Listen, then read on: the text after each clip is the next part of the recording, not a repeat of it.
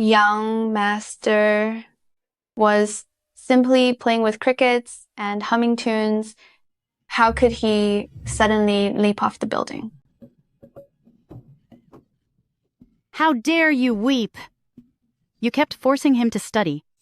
But Eddie was never cut out for academics. You simply pushed your own ambitions onto him.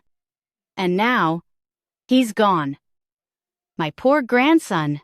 Are you happy now? He's my grandson. If he spends all day bird-watching and idling about, the nobles in the capital will mock him once he's there. Why must he go to the capital? Do you still think he'll inherit a title? This manor of ours, along with 1,000 acres, isn't that plenty for him to live comfortably all his life? So now, what do we do? I never wanted it to end like this.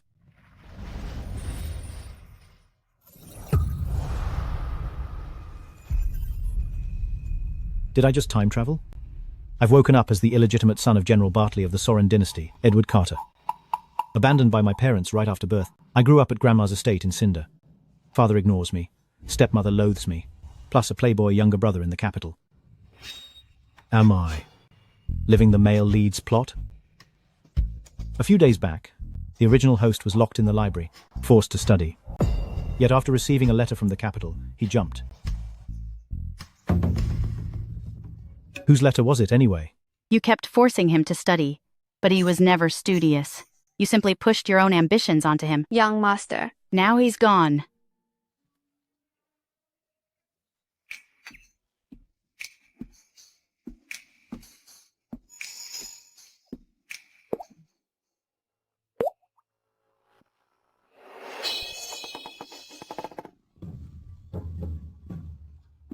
Young master, he's come back to life. Young master time traveled. Young master time traveled. Grandpa, Grandma, I'm all right. Are you truly all right? I'm fine. My lord, my lord. Are you all right? I'm fine. You nearly scared the life out of me. From now on, we'll never make you study again. All right. I hear you. I hear you. Once you've fully recovered, I'll gather every cricket in Cinder and bring them to you, so you can play however you wish. I don't want crickets. Then what would you like? I'll fetch anything for you. I just want some peace. Peace? Is it that girl from the Lee family who plays the lute? Or the one from the Flores family who excels at painting? Which one? Hush. Peace, Harris. I'll bring her to you. Come back. Grandpa, Grandma, well, my heart's not doing too well. I just returned. Please don't let me slip away again. I just want some peace and stay by myself for a bit. Keep dreaming. Keep dreaming. You should focus on turning your life around.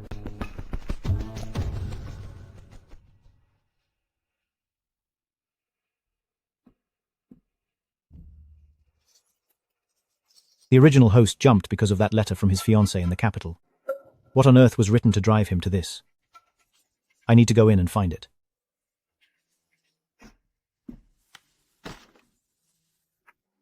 Dear, let me pour you some water. Madam, What's the rush? Why the panic? madam, something's wrong. The young master has gone to the library again. What? Why would he head to the library again? Could it be he still wants to harm himself? Quick, quick, quick! Go to the library. Yes. Yes. Hurry. Wait for me. Wait for me.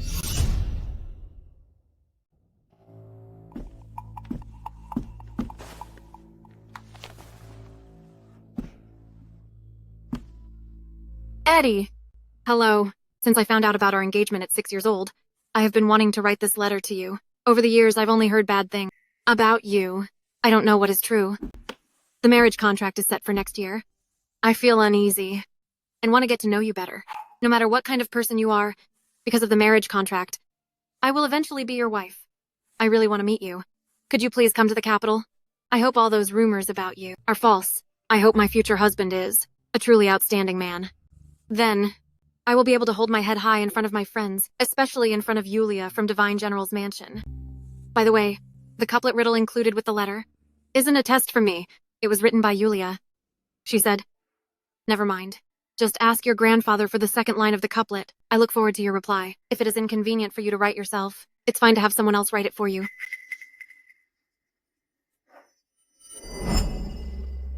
Vivian, even if you marry me, you won't be happy. As for me, I would live under your shadow, without any joy. It would be better if I were gone. You'd have your happiness, and I'd have my freedom.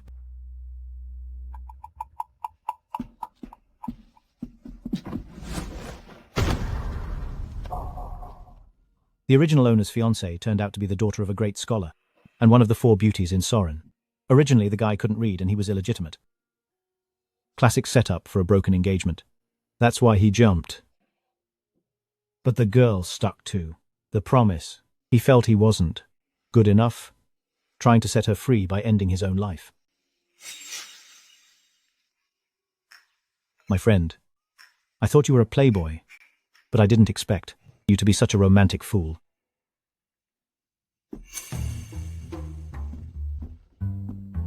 The green water has no worries, yet the wind ripples its face. The letters said, this couplet line was forced on her by her best friend. Clearly, they wanted him to give up because it's too difficult. Too bad you're dealing with me now. I won't let you get what you want.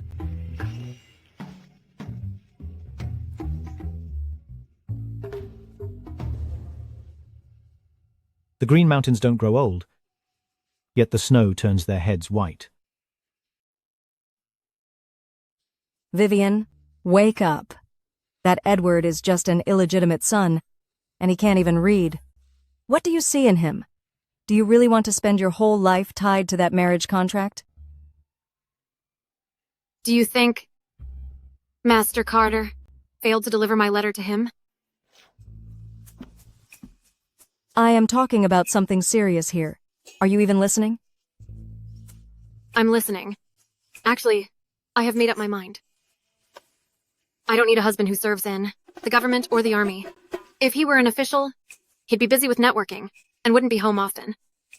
If he were a general, he could easily be lost in battle, and I don't want to be a widow. He is illiterate, fine by me. Besides, I heard people say he is exceptionally handsome, the kind of handsome where you can't look away. Being good-looking won't put food on the table. What is going on in that head of yours? Are you smitten with him? Why not? Being good-looking is enough. Even if he is handsome, you two share no common interests. If you talk about poetry, he won't understand. If he talks about cricket fighting, you won't care. How is that any different from being alone? Interests can be developed. If he loves cricket fighting, then I will join him and watch it too. Maybe I'll grow to love it as well. Unbelievable. Come back here. Since we're free anyway, accompany me on a trip to Crestview. Wait, you still want to go see him? Master Perry from Veldor is bringing scholars to participate in the literary gathering next autumn. They want to revisit Crestview, and Grandpa wants me to go and welcome them. I also want to go to Cinder and see him for myself. Vivian is too naive. She doesn't know how wicked people can be. That Edward must be a terrible person. I'll go with her so she can see the truth and let go of these fantasies. All right, I'll go with you. I knew it. You're the best.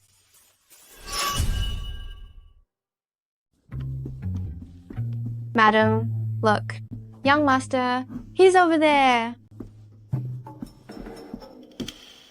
Say that one more time. Eddie is not having cricket fights or listening to music anymore. He exercises every day and even visits the library to read. It's true. Madam, yesterday I saw him totally absorbed in a book. Compared to before, he's like an entirely different person. Could it be that he realizes he's an illegitimate son, so he acted out before, but after leaping from the building, he had a change of heart and now wants to better himself? I don't care if he's repentant. So long as he doesn't attempt to harm himself again, then it's fine. Let's go. Should we still make him study? Quit the chatter, go!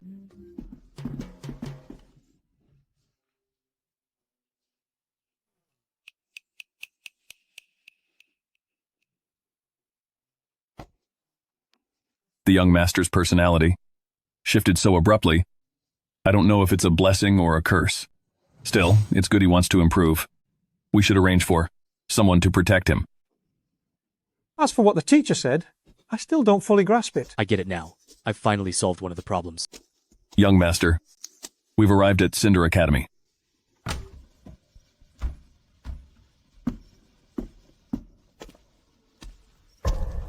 Young master, our family library holds plenty of books, so why come to the academy to read?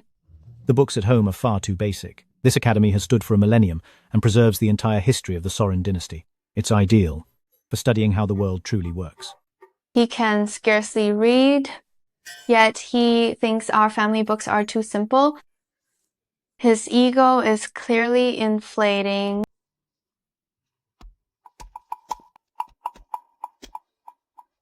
A scholar is someone who hones his character, comprehends principles, and then accomplishes great deeds.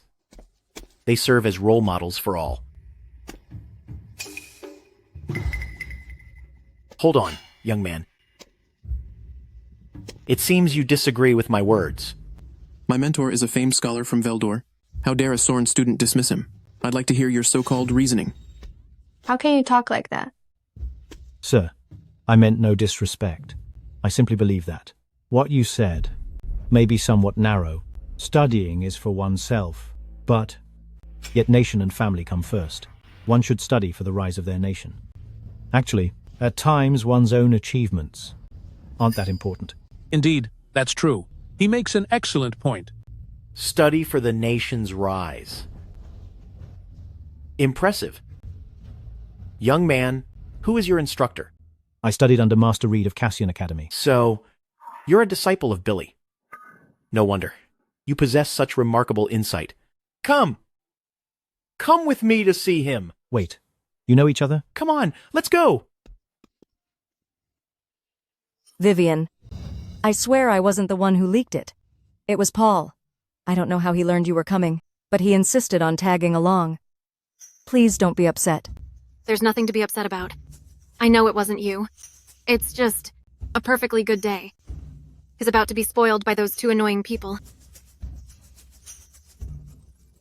Vivian, in terms of status and wealth, I surpass Edward. Why do you cling to that engagement and make yourself miserable? Indeed, Vivian, Paul, is a leading figure in the capital elite and is greatly valued by Prince Lucas. Edward can't even compare to him. You really should think this through. That's unnecessary. I'm betrothed to Edward, and I'll honor it. I dislike crowded places, so I'll head to the library to read. Please make yourselves at home. Go ahead, just leave.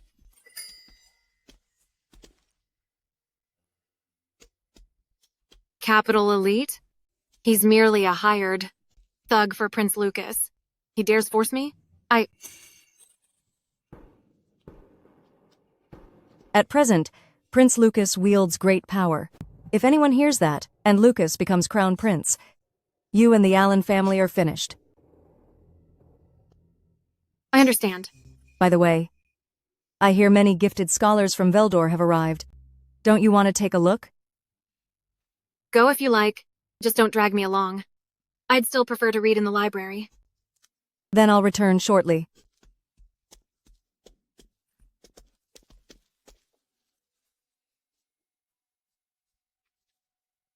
So you mean... I'm quite familiar with him, so no need to worry. Isn't that Edward?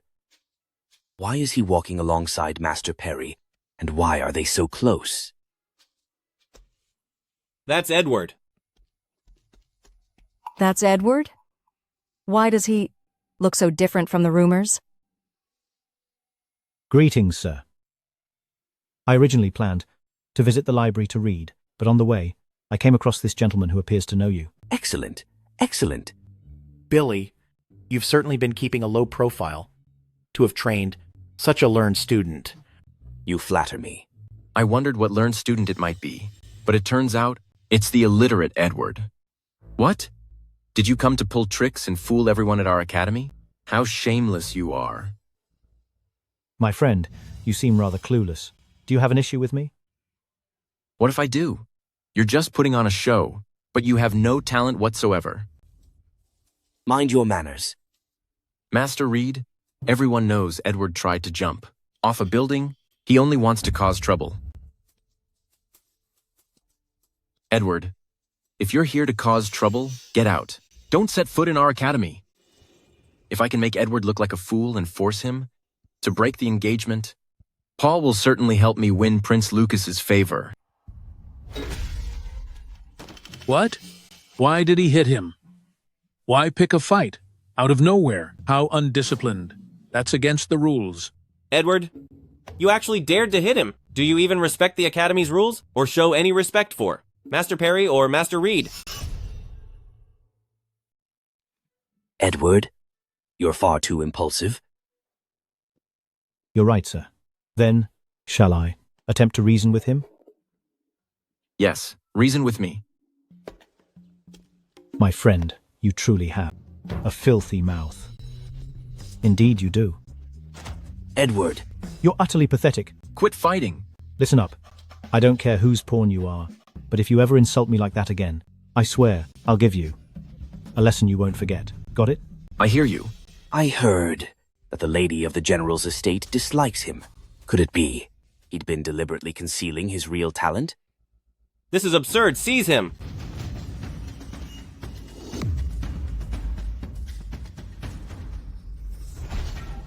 Paul, control your own men. Don't think you can do as you please just because of your family's influence. Let's go. All right. Show's over. Move along. Keep moving. Keep moving. Nothing to see. Edward, you acted too impulsively. Jason, please. Please. Thank you for the assistance, miss. It was nothing.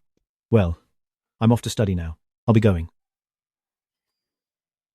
I'm headed there as well. It's on my way. You're skilled in both pen and sword. I'm truly impressed. Please. Miss, how should I call you? Just call me Heroine.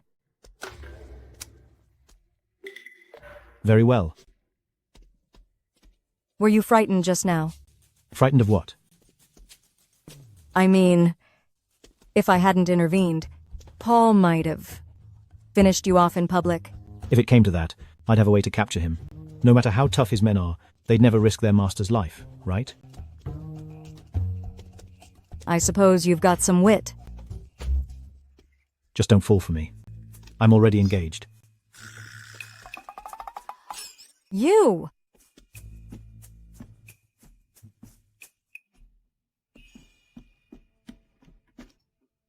Let me tell you, my future husband must be a great general. What's so great about being a general? As the poem goes, autumn reaches the border, the land grows strange, geese head south without a backward glance, horns blare and war cries echo on every side, amid 1,000 peaks, smoke wafts as the sun sets on the sealed, lonely fortress. Where'd you copy that from? Is there more? A cup of strong wine, 10,000 miles from home, but with no victory, there's no way back. Nomad flutes sigh as frost blankets the ground. The men cannot sleep. The general's hair turns white, and the soldiers weep. So you see, what's so good about marrying a general? They not only make great sacrifices, but also...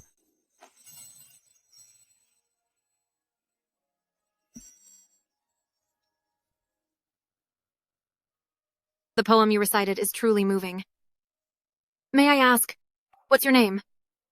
My name is Edward Carter. Eddie for short.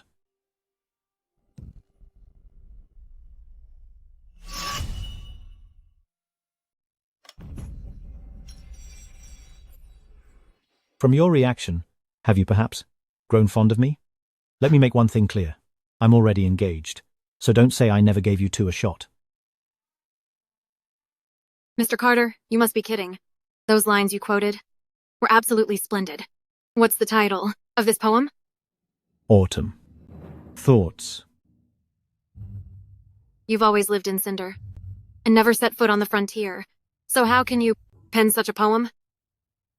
Have you heard the saying, curiosity kills the cat? What's that supposed to mean? It means, miss, quit prying. I'm afraid the more you learn about me, the deeper you'll fall for me. When that happens, we'll be bound to each other. I'm off to read now. Farewell.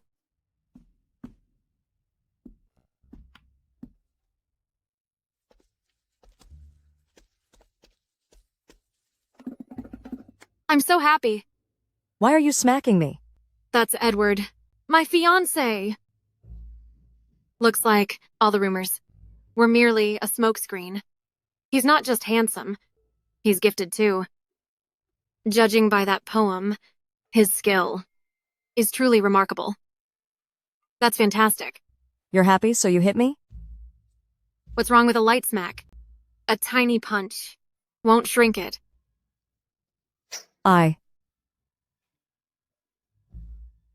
But do you truly believe someone like him could craft a poem that good? You can't be certain of that.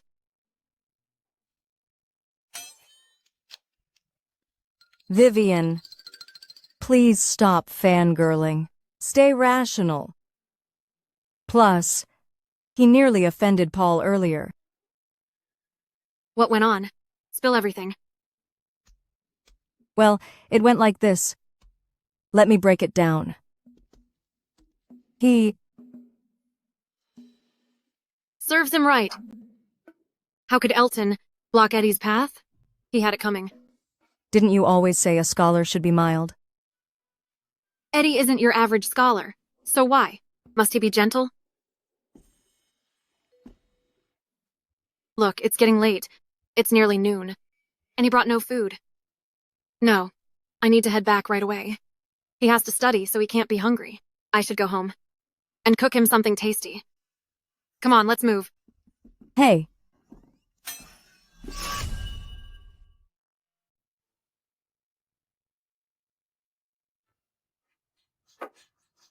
Jason, since you've brought the scholars from Veldor to Cinder, why don't we have a competition to learn from each other? How would you like to hold it, Billy? Following the rules of the literary gathering, we shall host a Cinder literary gathering. Similarly, it will include poetry, couplets, and parallel prose. Please, draft the questions yourself, and have the Academy professors judge together. What do you think? Sounds good. However, since Edward is your student, why is there a rumor that he is completely illiterate?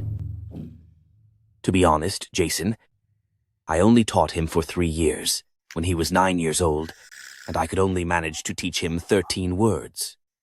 What? I felt I had failed in my duty, so I said goodbye to him. As for how many words he knows now, I really don't know. If we're talking about literature, he surely possesses not even a shred of talent. But what I saw today was different. Just now, I happened to run into him in front of the academy. Studying is for yourself. But country and family come first. One should study for the rise of the nation. If he had no talent, how could he say such things? If he didn't know a few words, why would he enter the library?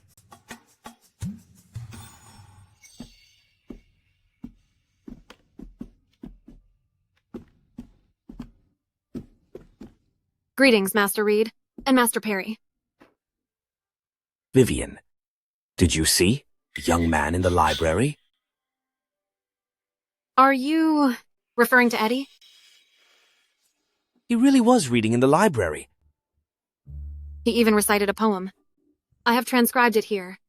Please have a look, sirs. What's this? Quick, let me see.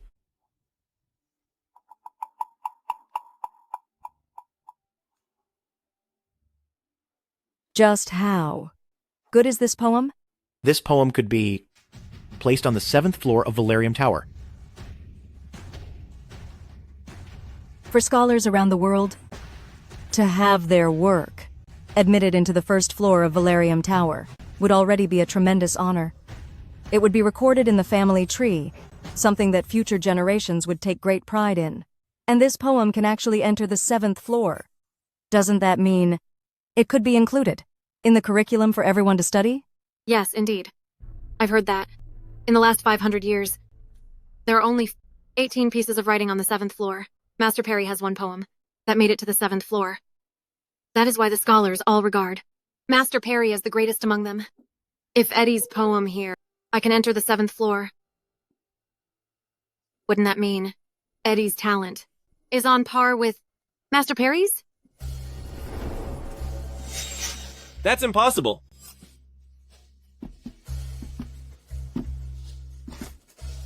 Don't you guys know what Edward is like?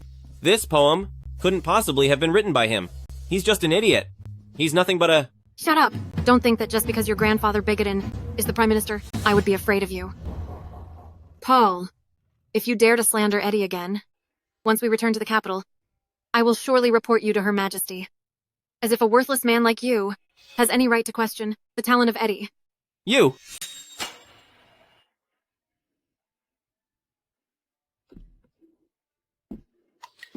Sir, it's not hard to see Eddie's true talent. Just let him stay here for a few days. First, it makes it easier for him to get to the library. Second, even if he doesn't participate in the competition, he can still submit his answers.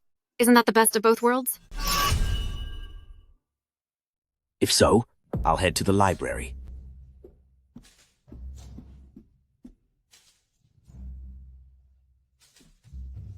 Vivian, it appears you care deeply about Eddie. Frankly, Eddie is in fact my fiancé. What?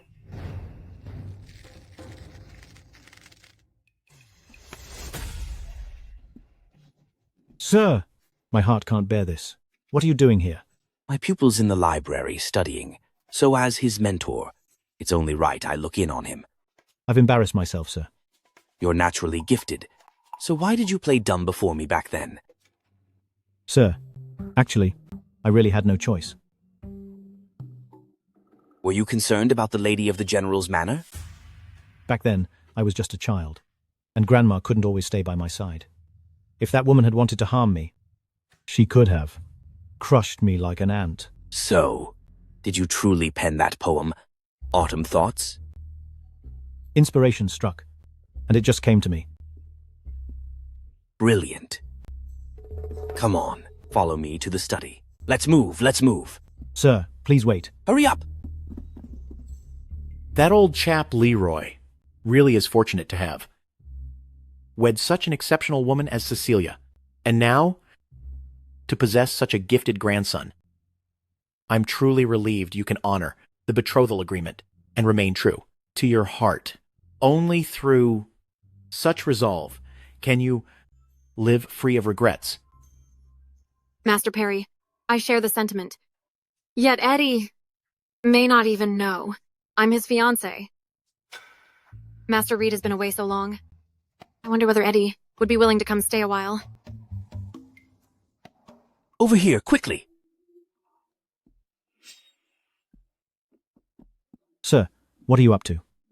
If you've something to say, just say it.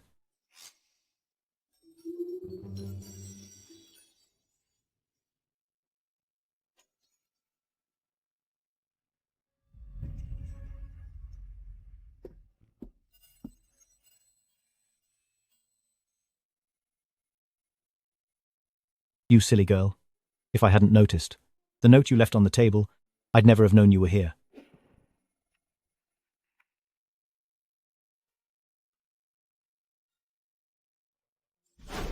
I recognized your script. I'd have written back ages ago. I simply didn't expect. You'd come to Cinder yourself. Do you think I'm too forward? Why would you say that? I'm delighted you came. Everyone. This is Vivian, my fiancée. Everyone. She, Vivian, is my fiancée. His fiancée? Fiancée? Sir, I have some business to discuss with my fiancée, so we will take our leave now. Let's go. Wonderful, truly wonderful. Had I possessed such courage, how could I have ended up far away in Veldor? Hesitate on a task, and it's lost. Hesitate on a person, and they're gone for good. They're out! They're out! How beautiful! A perfect match. Perfect. Look! Look! Look at this couple. There they go. Quite nice. When did you arrive? Yesterday evening. Seeing that you hadn't replied, I felt uneasy.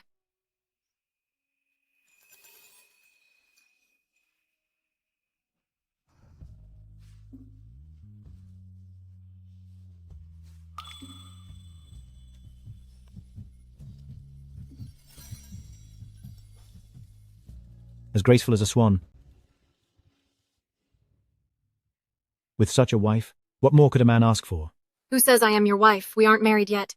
We will do it by the end of the year. For the time being, how about you move into Flower Retreat? What? Wouldn't that be improper? Besides, I came here with Yulia. It wouldn't be right to leave her alone. Yulia, that heroine? It's no problem. Flower Retreat is spacious. She can come with you. Then, once the Cinder Literary Gathering competition is over, we will go there. I won't enter this competition. I'll wait for you at the library. If you aren't going, then I'm not going either. I'll stay and read with you. Right. Whenever you go out, you must keep your veil properly in place. I don't want anyone else to get even a glimpse of you. Give her a kiss. Give her a kiss. Give her a kiss. Give her a kiss. This next part can't be shown. This next part can't be shown.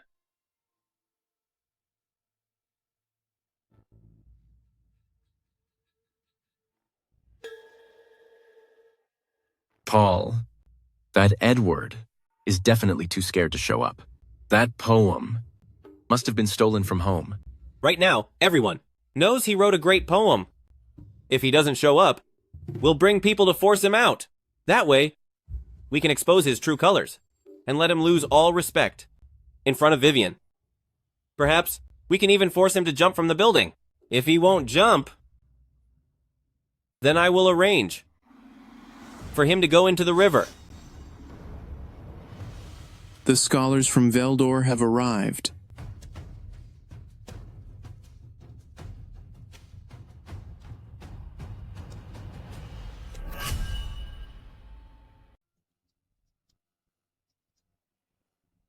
Why hasn't Edward shown up yet?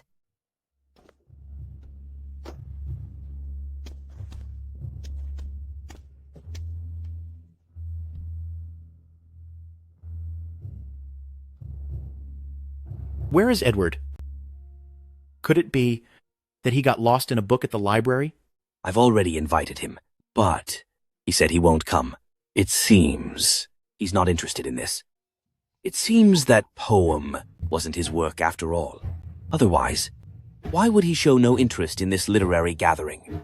If that's the case, let's get started. Please. Everyone. Today, I'm leading the students from Veldor and those from Cinder to exchange ideas and compete. Our first challenge today is a couplet competition. The first line is, "There's no spare time for hard work. Through youth, middle age, and old age, one must always strive. You have half an hour. Please craft the second line.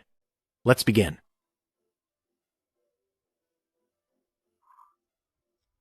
I've got one.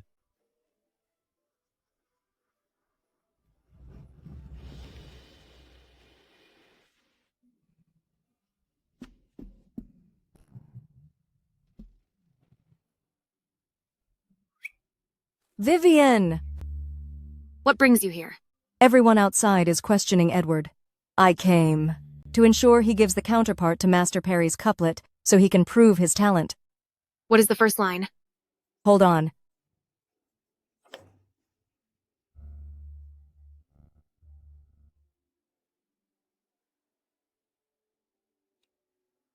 This couplet is actually rather challenging. Now's the time to test your fiancé's true talent.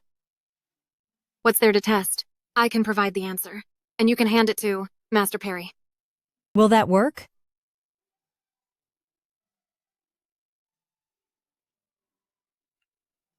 Scholarship prizes, perseverance, books, deeds, and the world itself. Each page must be put into practice. There. Take it to them. Wait! Won't you seize this chance to see what your fiancé can do? He wants to read his books. He hasn't time to waste. Even when he's busy, he must find time. Shouldn't you seize this chance to silence those people? Why write it yourself? I already understand precisely what he's capable of. If I draft and deliver it for him, that too could quash the rumors. This couplet is certainly tricky, but I've already found the answer. Handing it to Master Perry won't disgrace him. Precisely because it's hard, we can gauge his true ability. You could crack it in 10 seconds. If he really has talent, he'll unravel it quickly. It won't even disrupt his reading. But... Hello. Vivian, traveling from here to Flower Retreat takes about 30 minutes. Why don't you gather your things and we move there today? Listen, heroine. Vivian says she wants you to join her and move in there and live together. So tell me, are you going or not? Yulia, just go along. Fine. I'm not comfortable leaving Vivian on her own with you either. But you have to solve this couplet first. What couplet? The opening line was penned by Master Perry, and Vivian wrote the second. If you can crack it, we'll head to Flower Retreat with you. That's easy. But let me be clear. Even if you do move in, you still don't stand a chance. You don't get it. The puzzle is truly tough. What's wrong? My mind's gone blank. I heard Veldor's scholars are exceptional. Why didn't that occur to me? This is brilliant. Time's up. I am the Prince of Veldor. I will surely make my mark in Soren.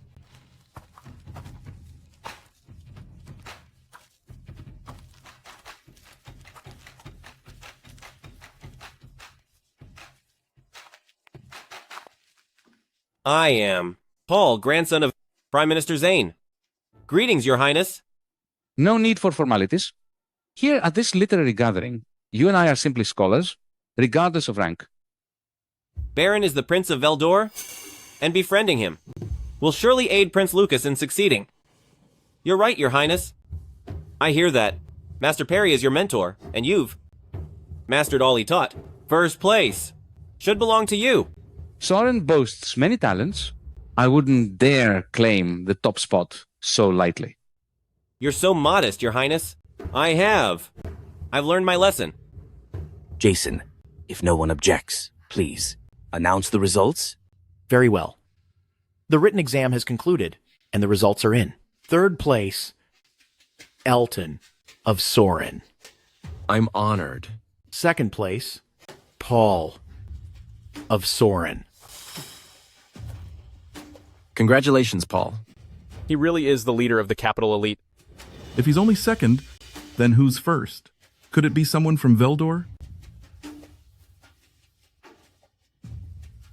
First place goes to... Congratulations, Your Highness. Wait. The real top answer is right here. The real top-ranked answer is right here. Miss Green, please don't fool around. Master Reed, I'm not fooling around. Here is the couplet composed by Vivian and Edward. Have a look. Could it be that the champion is Edward? Edward?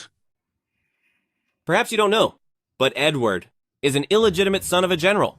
In Cinder, people regarded him as a fool, yet after falling from a building one day, his mind suddenly cleared up. He penned a poem so fine, it qualified to reach the 7th floor of Valerium Tower.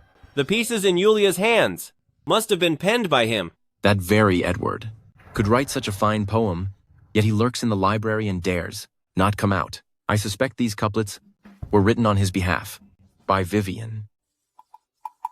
For someone so craving fame, once I meet Her Majesty, I will certainly report this.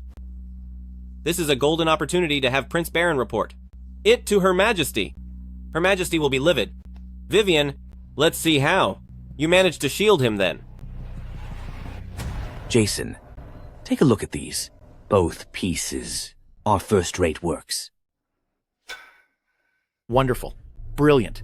Rich in rhythm. They are truly premium pieces. Based on the handwriting, the first one belongs to Vivian. And the second must be from Edward, right? Yes. Vivian only needed 10 seconds, while Edward needed only a single glance to finish his. What? Jason? The competition is long since over. Is it proper to re-rank all entries now? It takes time to move items, from the library to here. Besides, good work is good work.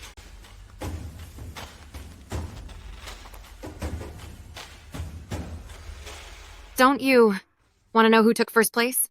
Not necessary. With your husband handling it, everyone else is just irrelevant. We're not married yet. Besides, literary merit is subjective. Don't be overly arrogant. Wait. Listen up. Everyone, we just received 2 outstanding couplets. Master Reed and I have both endorsed them. Therefore, we will resort the entries now. 2 couplets? Could it be? Third place, Baron. But why? Why? Second place, Vivian. And the champion of this round is Edward from Cinder. Edward of Cinder. What? What? Check this out. You're in first place. I know. But what's the point of being first? There's no money in it. In fact, they'll just insult you. On what basis? That idiot from Flower Retreat? Him? Even he could come in first? Did I hear that right? Isn't he practically illiterate? How did he take first? That's impossible! He must have cheated. I object. I object too. We object. We object. You see? No. They're flat out lying. I'll go prove it for you. No need to defend me. Think of it this way, dear. If a dog bites you, should I bite it back? Isn't that right? When you put it like that, it seems I really shouldn't stoop to their level. Let's go. I object. I object. I object. All of you! We object.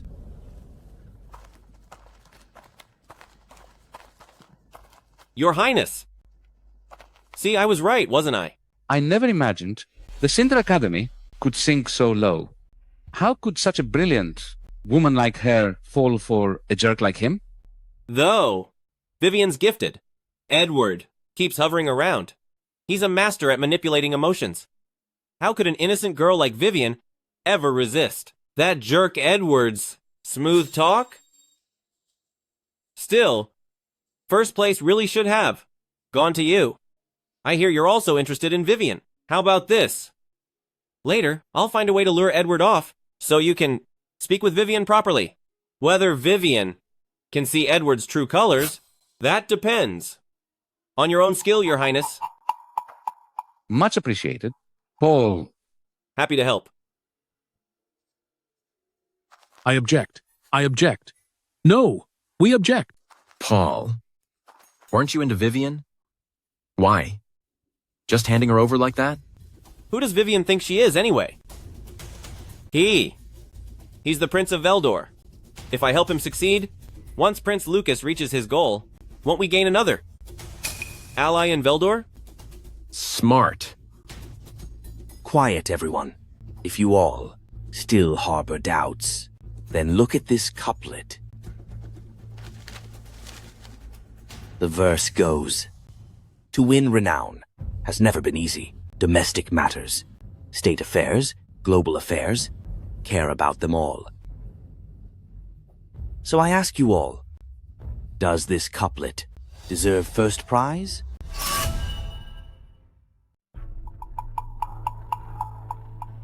If any of you still doubt, I'll have Edward compete in tomorrow's poetry and literature contest. If in tomorrow's contest, he still outshines every one of you, will you still object?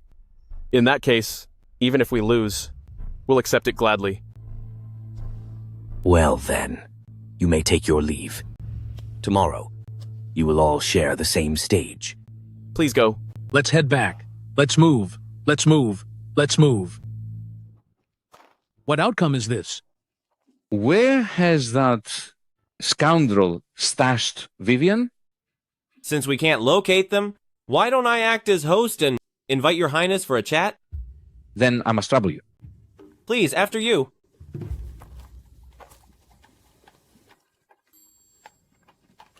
Everyone thinks you cheated, yet you're still walking away like this? If they slander me, insult me, or deceive me, I simply let it be, bear it, tolerate it, and pay it no heed. Time will reveal the truth. Sir, we've arrived.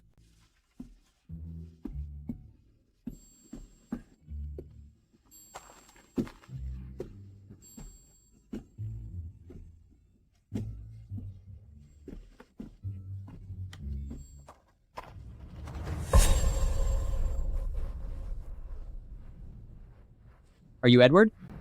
Who are you? I'm from Infinity Temple, Master Ross's last disciple, Leo. I've come down from the mountain to guard you. Master Ross? Protect me? Frank is aware of this. Frank? Frank? Is your name really that cool? Just nicknames from my youth. Master Ross is certainly thoughtful to send his last disciple here. From today on, whenever you head out, Leo will accompany you. Is he that strong? I can take on 30 men. Like you. That doesn't sound very strong. How about someone like her? At full power, I could defeat 10 of her. I could also take on 30 men. Like him. Women, why bother fighting? You should stay home doing needlework and raising children. You're so arrogant. Today, I'll prove a woman can do more than raise children. She can finish you too. She can finish you too. Stop. What's wrong? Are you scared? No. I don't fight women. Besides, I've traveled 3 days and nights with no food or water. I need a meal.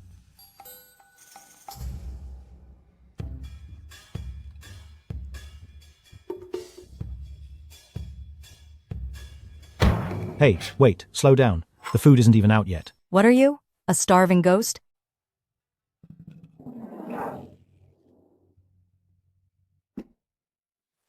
Where will I sleep? No hurry for that. Mary will sort it out later. It's urgent. I'm exhausted. Look, you're here to protect me. I haven't even gone to bed yet, and you're planning to sleep? How is that appropriate? Frank's here. He's a master too. My protection isn't needed. I'm a master too. You? You're not. You! So you're full now, huh? If you're that skilled, come spar with me. My sword is meant only to take lives. Then let's test that. And see who ends. Who first? Hey, you. All right. I don't hurt women. You.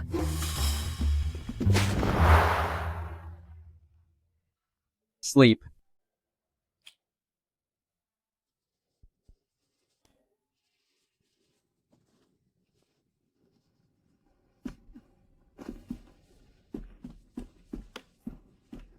Sir, Master Reed and Jason are outside. They wish to see you. All right. Come quickly with me. Let's go meet them. Go. Come on.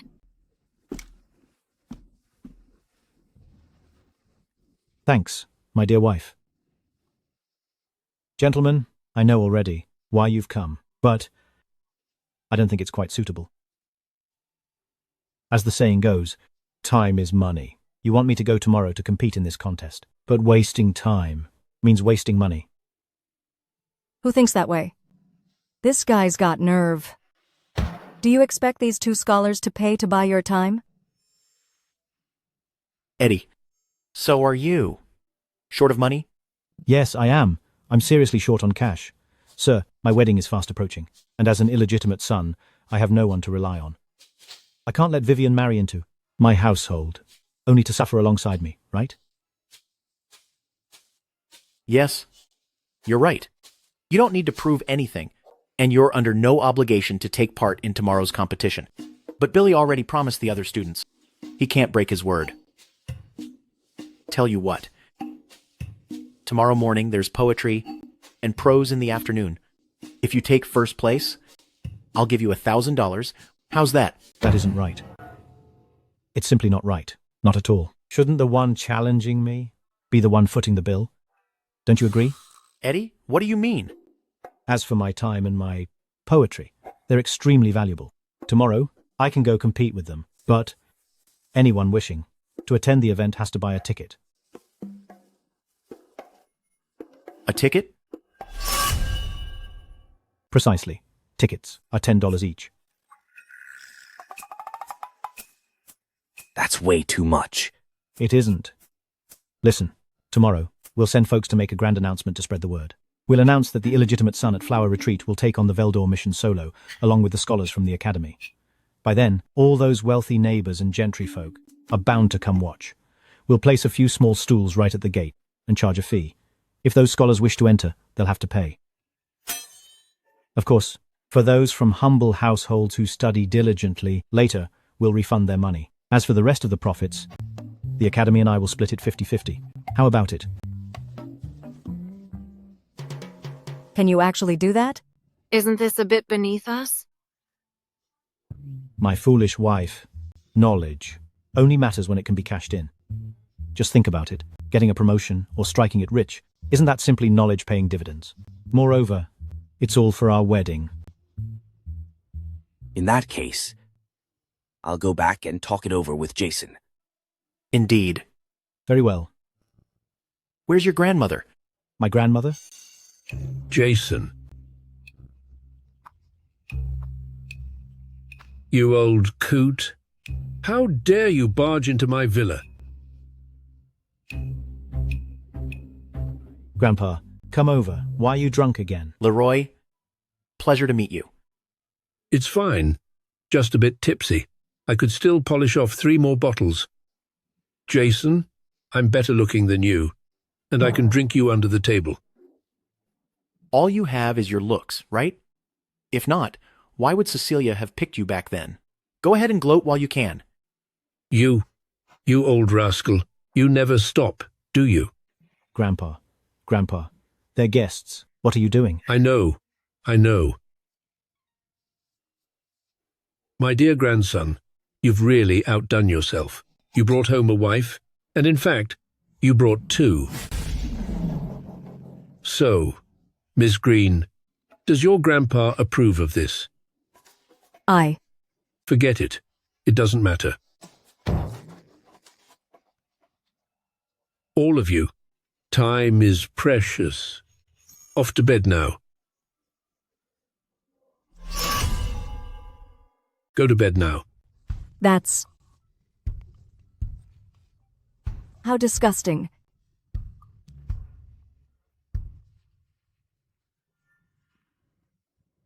Miss Green, honestly, Grandpa had too much to drink tonight. Don't take it personally. Relax. I'm not that petty. Still, it sounds like back when your grandfather, Master Perry, and your grandmother were young, they apparently... My father mentioned it. Long ago, Master Perry and Master Carter were classmates. When Madame Sanders was younger, she ranked among the finest martial artists. She roamed far and wide with her sword, seeking a gifted scholar for a husband. Eventually, the three crossed paths. No wonder Master Perry suddenly inquired about grandmother. Then what? Did Master Perry lose? Master Perry was more gifted, but he fell short in the looks department. So he later left for Veldor. Can good looks feed you?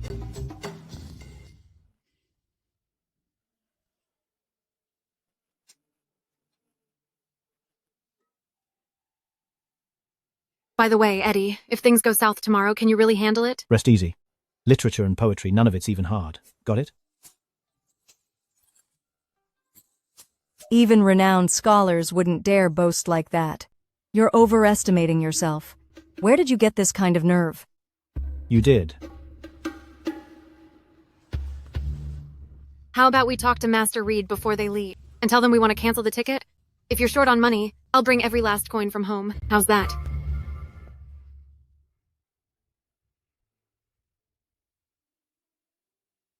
Vivian, honestly, the ticket isn't the point. What matters is proving myself before the scholars of Cashen and Veldor. Snagging first place out of the blue must have them feeling uneasy. Otherwise, Master Reed and Master Perry would have shown up in the middle of the night. Neither Master Reed nor Master Perry can explain to them how I managed to take first place. Then they'll suspect Master Reed and Master Perry quietly stepped in to help me cheat. Those students will probably question the integrity of those two elders, so we can't run from this. Rather than that, why don't we just make an even bigger scene? What are the odds you can pull it off? 100%.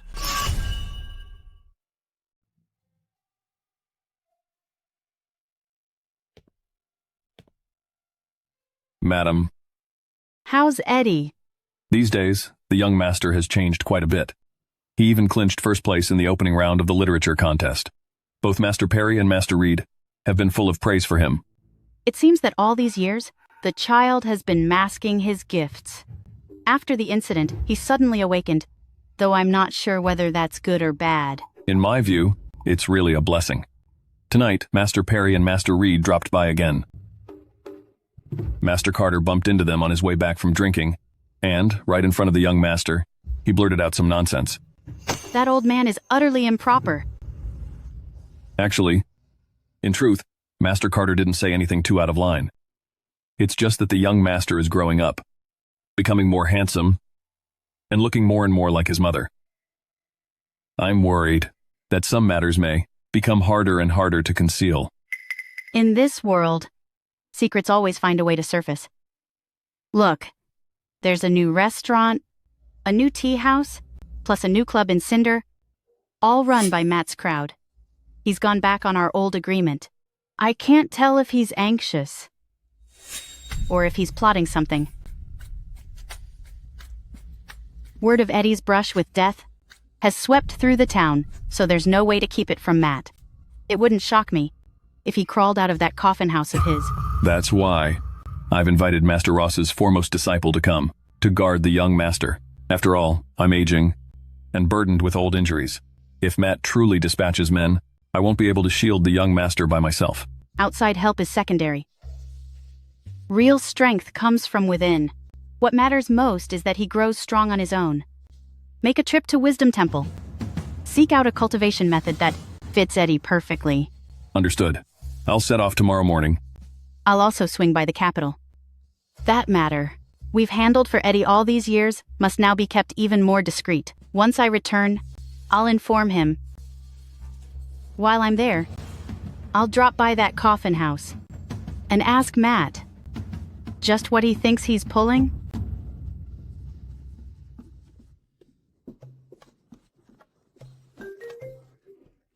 Has Eddie always had this habit? Ever since he fell into the water. The young master has been like a new person. He said his constitution was far too fragile. Master Carter was rather worried back then.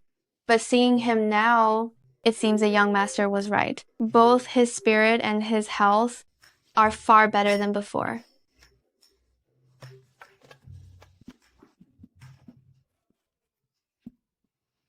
Up so early, I see.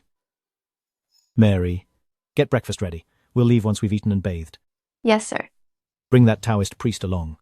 Understood? Present and accounted for.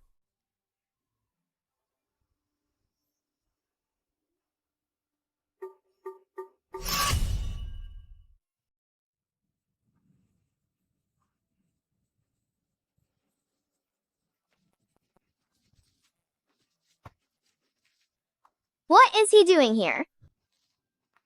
Why has he come back?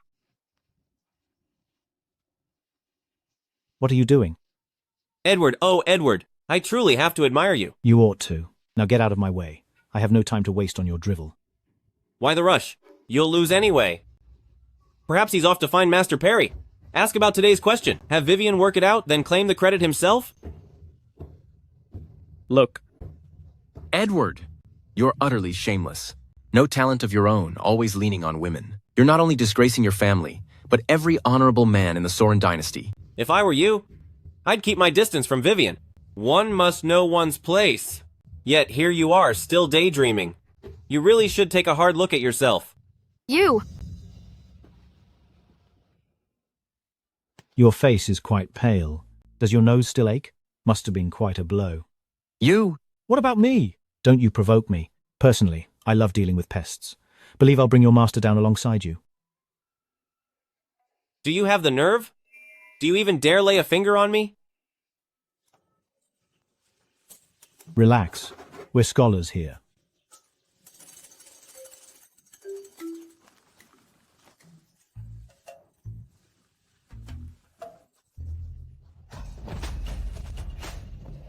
It's time to put you to the test.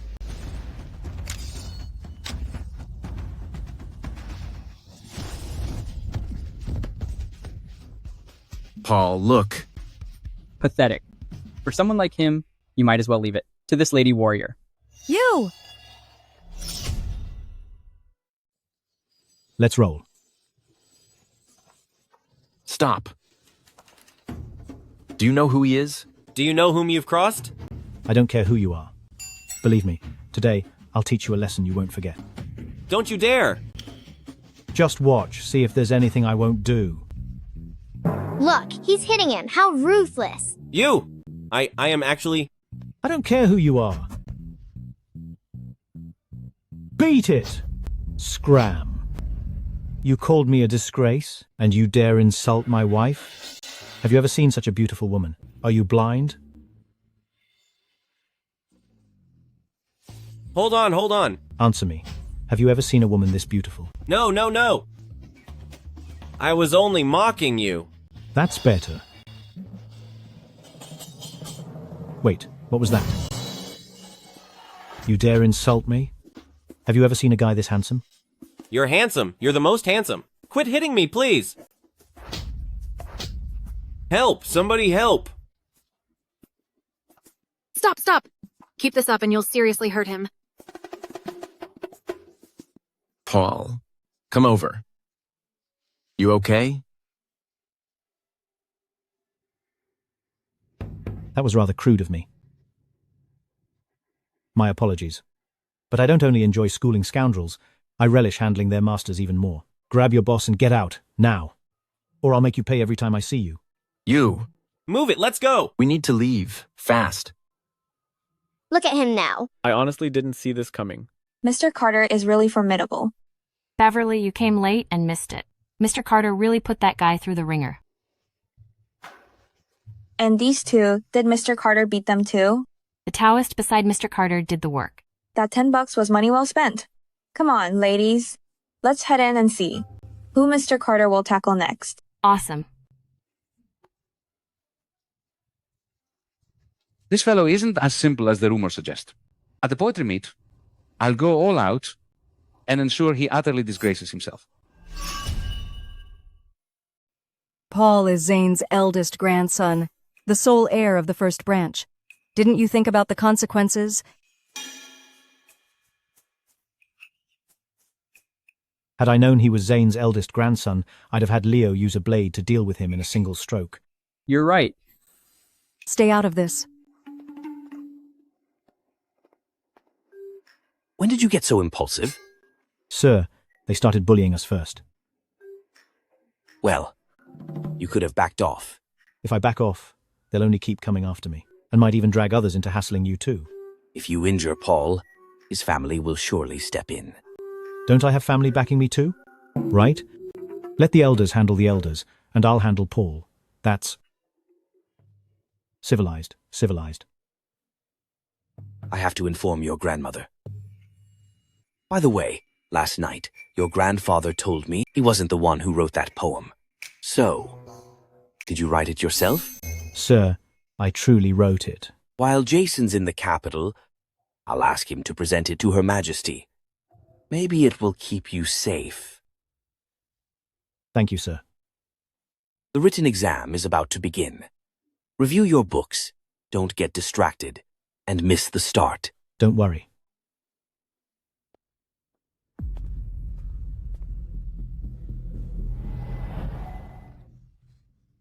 Exactly. I've heard Mr. Carter is both handsome and talented. If he wins... And if he does win, miss? If he wins, I'll invite him to be my special guest.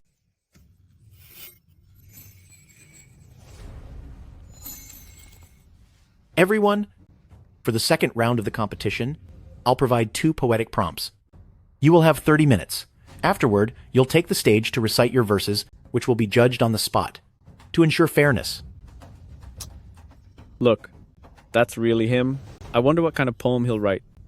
Now, please welcome challenger Edward to the stage.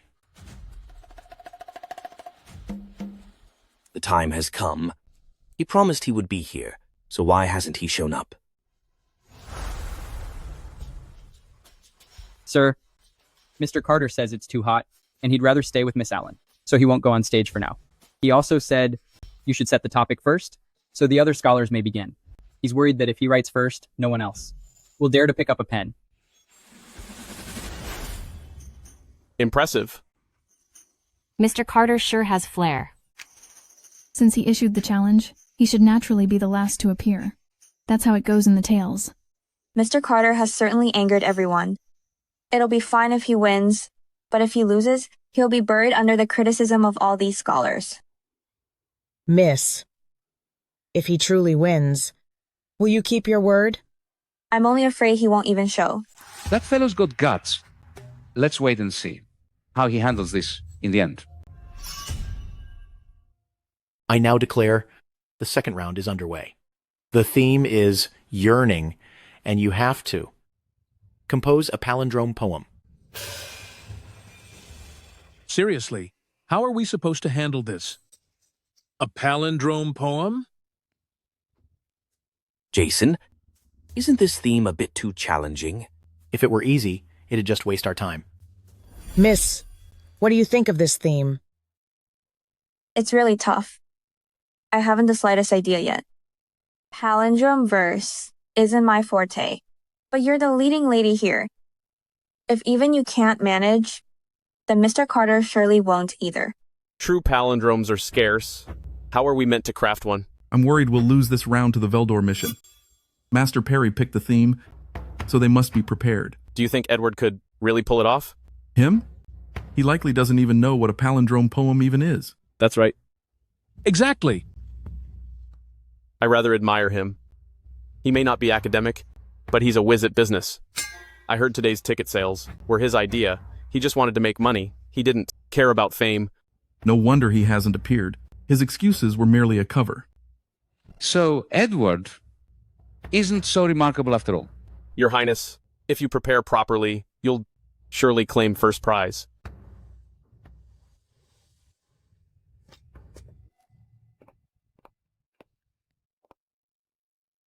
What's the opening topic? A palindrome poem on yearning. We've only got 30 minutes, so think fast. Yearning. Why would Master Perry pick such an obscure theme? Forget that for now. We get paid only if you come up with something.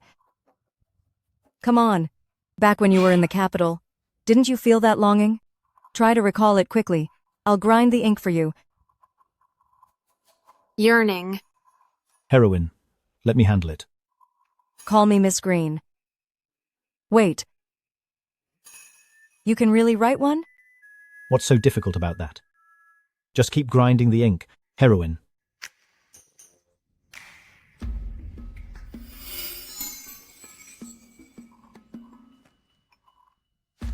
What do you make of this poem?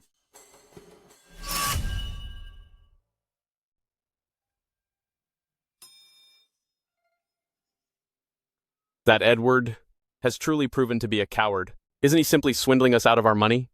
I traveled all this way just for him, yet he won't even step on stage. Isn't that outright deceit? My friend, simply take it as a contest between Veldor and Cinder. As for Edward, if he were to actually set foot on stage, that would be a real embarrassment to the scholars of Cinder. The truth can withstand any test. A pilfered essay will never genuinely belong to the thief. I hope Vivian quickly sees that person's true colors. Soon. Is Vivian a name you're entitled to use?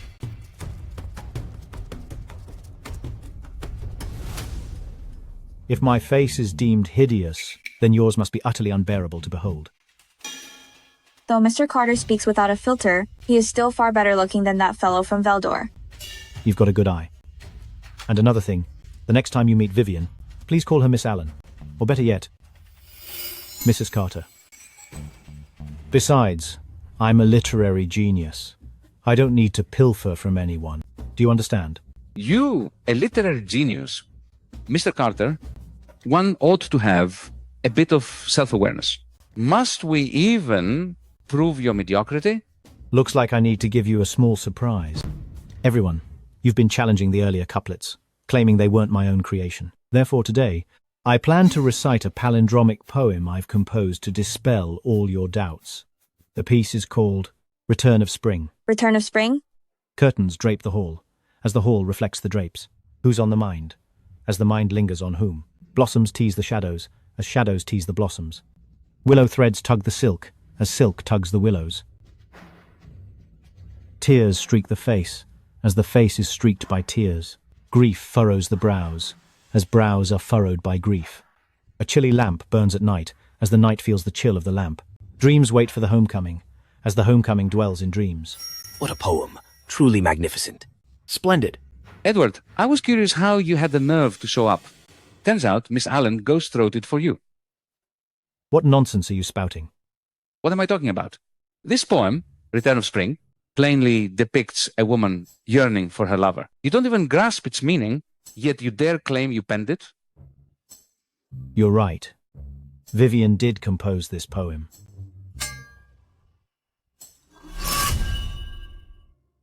In that case, the earlier couplet was penned by someone else too? Yes, it was. Besides, I wasn't even present then. Furthermore, I was once called Cinder's famed fool. Nobody believed that I authored that verse. You're certainly a sharp one. If you truly possess the skill, then compose a poem right here, right now. Then not just me, but every scholar here will be persuaded. No problem. How about a wager? What sort of wager? $10,000. I wager I can craft a palindromic poem today that surpasses everyone present.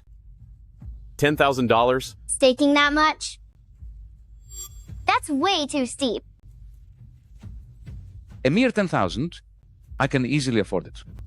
But Edward, since you set the terms, if you compose it, yet it fails to eclipse the rest, you still lose. Fine. Edward's far too cocky. Return of Spring is already a masterpiece. Now he hopes to craft another poem that tops it. How could that be possible? Since Eddie dares to wager, he must be well prepared. You must trust Eddie. Edward, today I'll lay bare your true color before everyone, making you... Weary eyes gaze at far-off mountains beyond rivers. Among countless wanderers, how many truly know my heart? The pot is empty, yet I hesitate to pour a cup of wine. From my brush, it's hard to fashion a harmonious line. The long road parts us for many days. Our message lingers. No bird bears it home.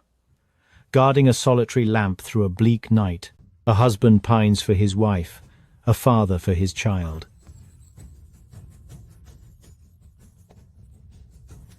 This piece is called Mutual Longing. I hope it meets your approval.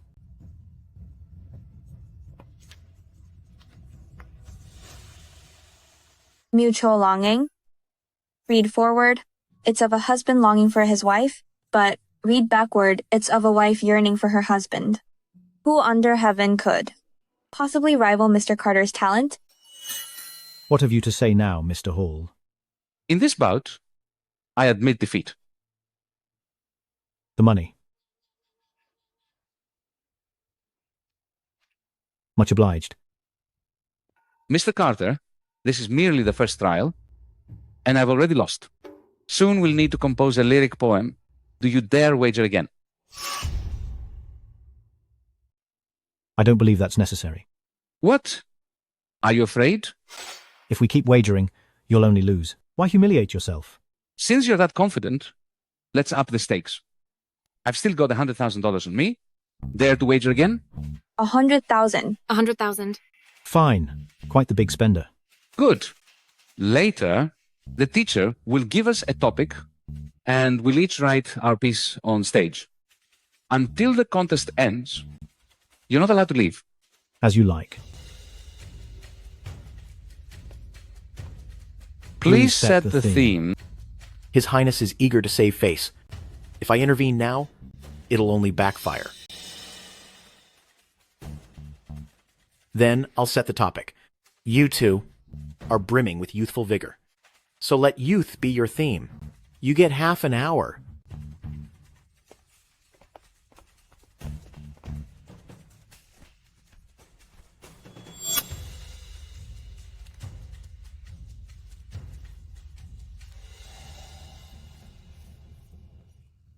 Mr. Carter writes so quickly.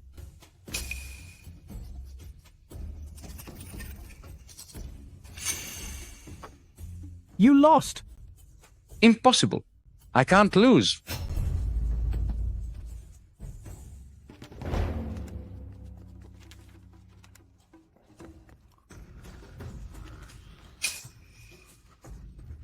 A masterpiece, truly.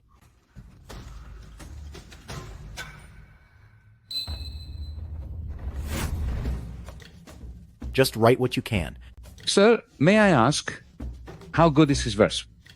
It's worthy of reaching the 6th floor of Valerium Tower.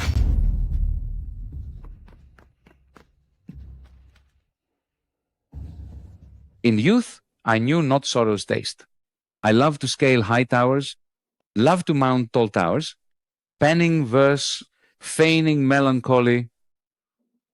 Yet now that I know sorrow in full, I yearn to speak, yet swallow the words. I long to speak, yet refrain, and merely remark on the chill of autumn. When I press sorrow into fresh verse, I now speak only of the cool autumn. Good heavens! Since Edward came into the world, why must I exist too?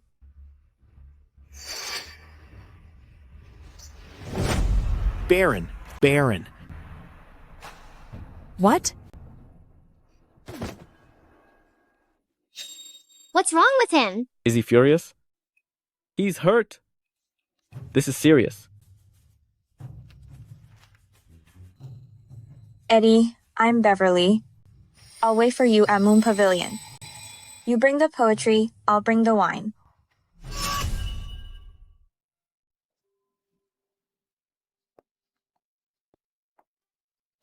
Looks like your fiancé won't be short of women around him. I trust Eddie. No, I. Jason, there's still the rhythmic prose contest. What do you think? Baron passed out. Let's wrap up the literary gathering. Very well. Congrats to Eddie on 2 victories. You'll surely become renowned in Cinder. Sir, you're too kind. I didn't come here seeking fame. Now that I have the money, and Vivian's pleased, this journey was worthwhile. I'll go check on Baron. Excuse me. All right. Take care, sir. Farewell, sir. I'll be off as well.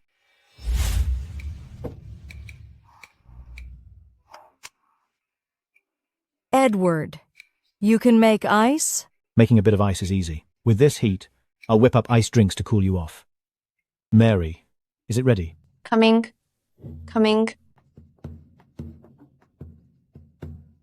Here, it's ready.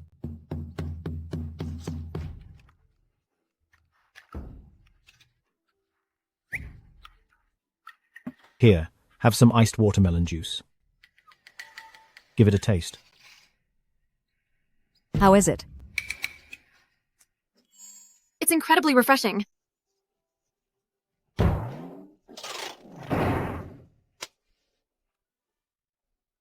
Don't just stand around. Come, help yourselves. I'll have a glass too.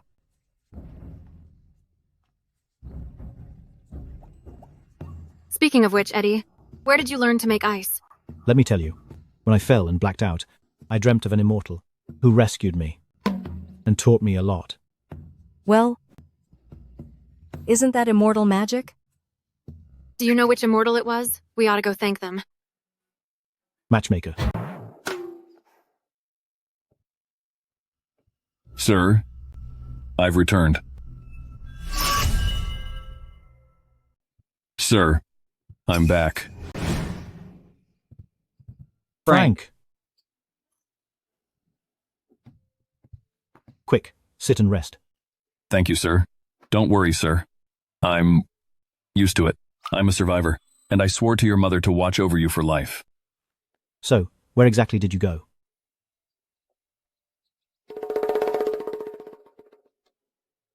This is a training manual from Wisdom Temple. Madam Sanders said it's suited to your practice.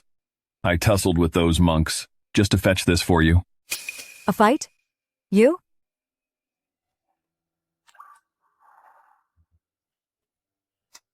Thank you. You flatter me. Then why didn't grandmother teach me herself, rather than sending you to the Wisdom Temple to request it? Though her martial arts are formidable, her internal methods don't suit you. Forcing it would harm more than help. I understand. I'll train diligently. You're bright, so you'll master it soon enough. That scoundrel! How dare he treat me so? My family and Prince Lucas will never let him off. Paul, the rumors about him in the capital may have been planted deliberately simply to mislead us. Once I return to the capital, I'll discover who's been using me.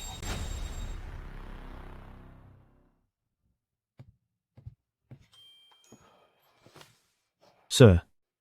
Ah, Eddie, you're here. I summoned you today to discuss an important matter.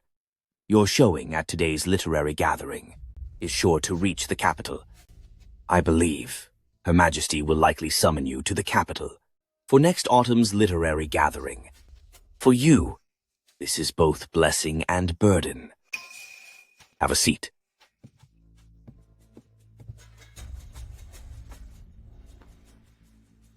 You've offended Paul, so his family won't forgive you, and the lady of the general's mansion won't abide you. As your mentor, I'm genuinely concerned. So, what are you suggesting, sir? As the Academy's dean, I intend to recommend you for an official post, though I don't know what rank Her Majesty will grant you. Entering the capital as an official is safer than arriving as a commoner. As for your future, that will depend on your own ability.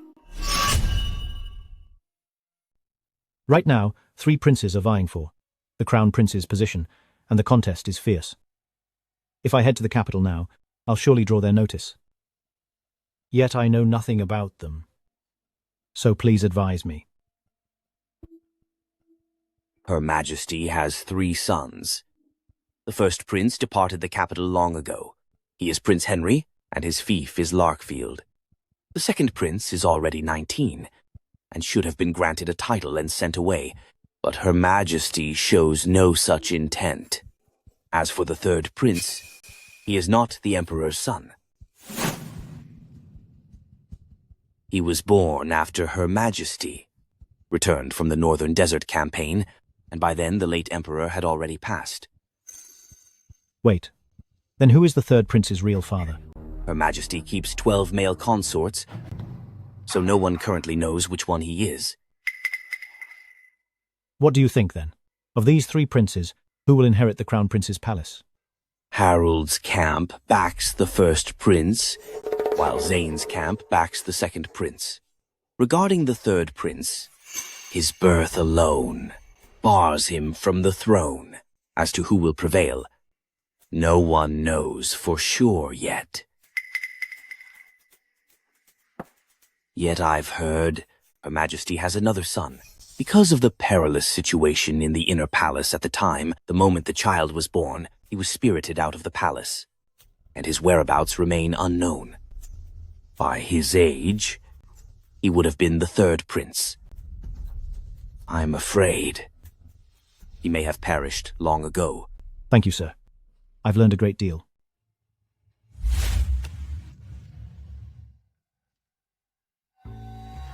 You old-timer, aren't you badly in need of talent? He's the finest fit for the Internal Affairs Department I've ever seen.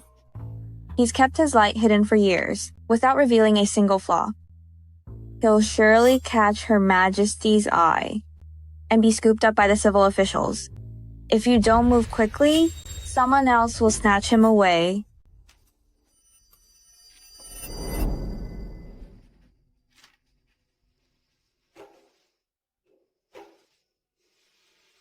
You're saying someone could hide for more than 10 years by pretending to be a fool without being noticed? I heard that sword sex Jeffrey sat on the rear cliff for over a decade, and one day leapt 9 ranks to first grade. For Jeffrey, that was enlightenment, which demands innate talent. Concealing one's ability takes immense patience. Being treated as an idiot for over 10 years, appearing not even to know how to read, yet making a stunning debut just days ago, with talent eclipsing every scholar in the realm. I wonder, whom are you referring to? Edward of Cinder. I've never heard of him. You will soon enough. So, don't you owe me an explanation? Greetings, Your Majesty. For the past dozen years, virtually everything I knew about Eddie came from you. Why did you mislead me? I have never lied to Your Majesty. I never have. I don't now. And I never will. Going forward. It seems I may have misjudged you. So, did Eddie's changes begin after he fell off that building? Your Majesty, most likely. Share a couple of drinks with me. As you wish.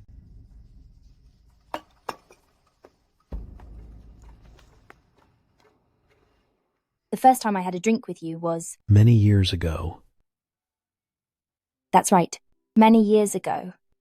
At the time, I had just entered the palace as a maid, utterly alone, with no backing.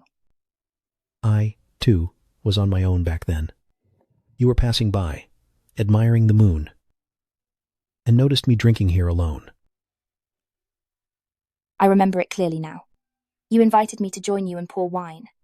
Your leg wasn't injured then, and people called you Matt. I thought it was rather charming. I returned often after that, because there were things I could confide only to you. I am thankful for Your Majesty's trust. Then can I trust you forever? I remain, exactly as I've always been. You have toiled hard all these years. You are too kind. I was merely doing my duty.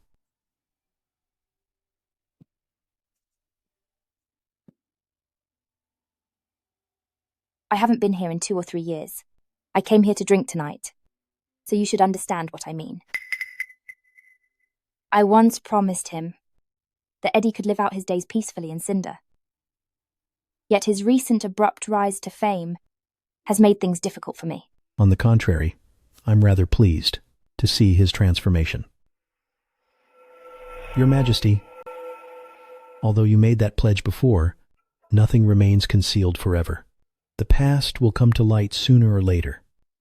Those people have stayed quiet for 12 years solely because of you and Cecilia. But what about the future?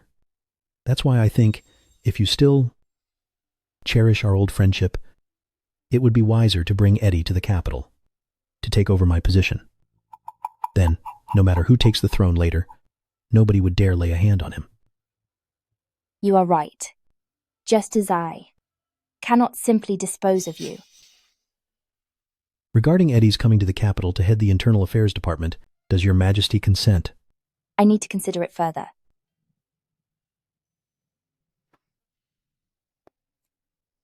I must observe him a bit longer.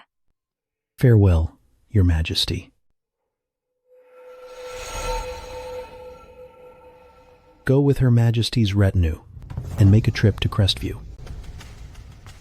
Understood.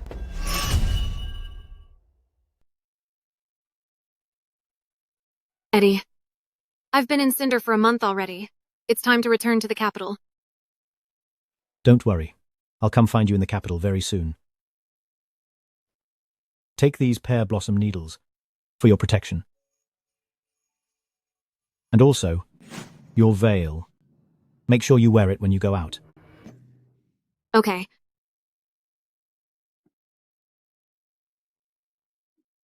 I'll treasure this gift. One more thing. Can you promise me not to visit those clubs? When have I ever been to a club? Even if you must go, you mustn't stay the night. Don't worry, I'm a man of honor, and in this lifetime, I will never set foot in a club.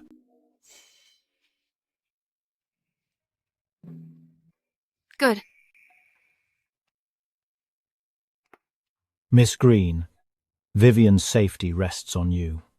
Rest assured. Take care.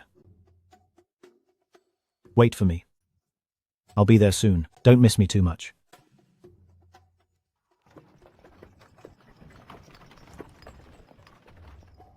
Sir, where are we going now? Time to get ready for our trip to the capital.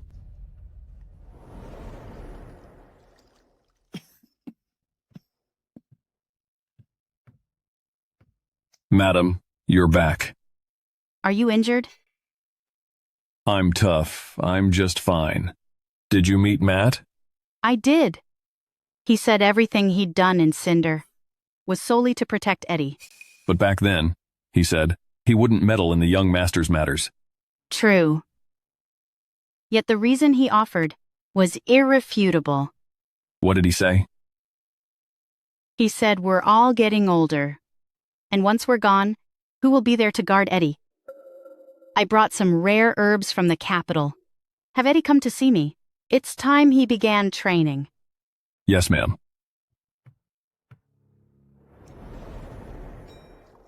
Remember, clear your mind, focus your energy, and visualize the energy flow described in the manual. The initial bone cleansing may hurt, but that's a good sign. Soak for as long as you can, but don't push it if you can't stand it. We'll be right outside the door. Just call, and we'll come. I can't.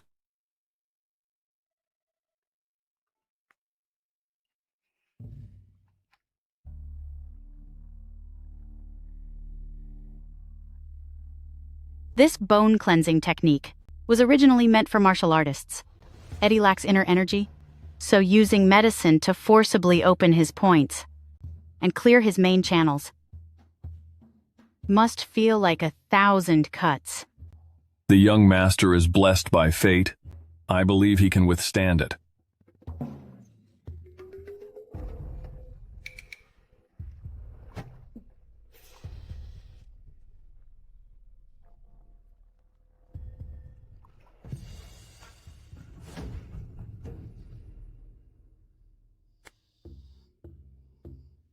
It's been quite a while, and we haven't heard a sound.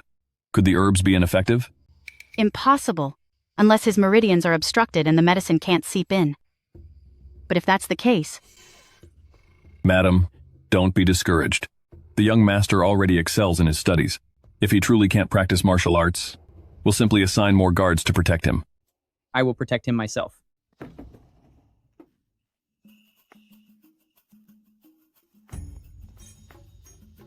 How do you feel? I'm fine. It felt just like a nap. No pain at all.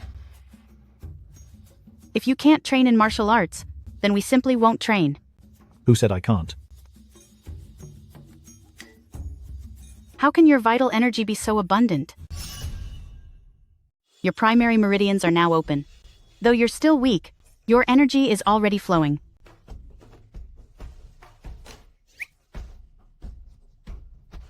So, does that mean my journey has begun? No. Fighters are classified into 9 realms and 27 tiers. Entry begins at the lower tier of the 9th realm and peaks at the upper tier of the 1st realm. You've now broken through 3 realms consecutively, putting you at the 6th realm, lower tier. Is it really that easy? Far from it. It took me 6 years to hit the lower tier of the 6th realm at Infinity Temple. Since you could cross 3 realms in one go, it shows you're extraordinary. Perhaps you're simply blessed. You're unlike ordinary folk. I once thought that even if you could cultivate, the 5th realm, upper tier, would be your ceiling. But now, I see I underestimated you. Your potential is boundless. From now on, you'll follow Leo to learn the sword. He is Master Ross's successor, and I believe there's no one better suited to guide you. Rest easy, madam. I'll train him wholeheartedly. I heard you're setting up a blacksmith workshop and intend to select 100 men from the estate to form a guard unit. You've asked Frank to hire a drill master. What exactly are you planning? Grandmother, I'm about to leave for the capital. I must raise my own personal guard so I'm ready for whatever arises. I'll have Frank scout suitable candidates. You must be weary. Return to your room and rest. All right.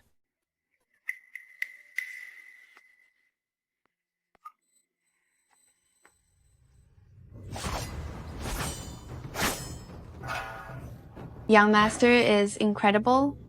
Sir, let's call it a day. Haste makes waste. Young Master. What's your cultivation level? Mid-tier of the 3rd realm. And Frank? Frank is at the 1st realm, upper tier. So Frank's hit the peak? Among regular warriors, yes. But some can still break through those limits, and they become grandmasters. Reaching grandmaster status demands talent and a stroke of opportunity. Across the entire world, there are merely 5 grandmasters. A grandmaster.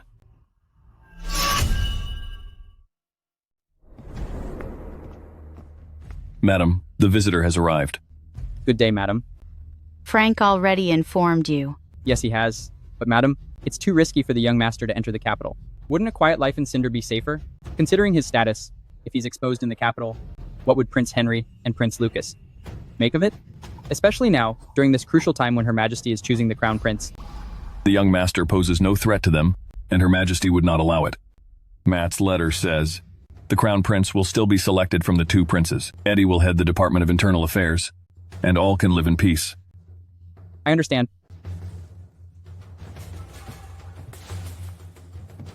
Grandmother, you asked for me? You said you needed a drill master, didn't you? This is Marcus, the former commander of the Imperial Guard. He's highly skilled in martial arts and battlefield formations. He's the perfect fit. Greetings, sir. I hope serving as drill master for a small guard of 100 men isn't beneath you, General Marcus. Not at all. I'm merely a man of leisure now, and I owe Madam Sanders a great debt. Please give me your orders. Fine. But let's set some ground rules first. This 100-man guard must be trained according to my methods. Your former methods of arranging formations might not be suitable here. You understand military strategy? This is my manual for training troops. Take a look. If you find it suitable, then you can stay. Eddie's Art of War. War is of vital importance to the state, the road to survival or ruin. It must be examined with great care. I've been pitting crickets for more than 10 years, and observing ants for just as long. Then it struck me, so I penned these 13 chapters on strategy. Quality outweighs quantity. Elite troops with superior arms can each face 100 foes. With the proper approach, victory is assured in every battle. Sir, did you truly glean all this from watching crickets and studying ants? The tiniest worlds unveil the greatest truths of the cosmos. Details reveal the bigger picture. In truth, when it comes to cricket bouts, choosing the right breed is everything. The large ones aren't always strong, and the small ones aren't necessarily weak. It's exactly the same when selecting soldiers. The strongest should be vanguards. Those with strong arms can be archers. Those who are small yet agile, we can deploy them as scouts. Everyone has innate talent. The key lies in using it well. And ants are even more astounding. Inside a single anthill, there are a queen, drones, workers, and soldiers. Each one performs its role. With a clear division of labor, it's akin to an army. Each soldier knows precisely what they must do. That's why they are impeccably orderly and remarkably disciplined. Hence, they stay unbeaten in battle.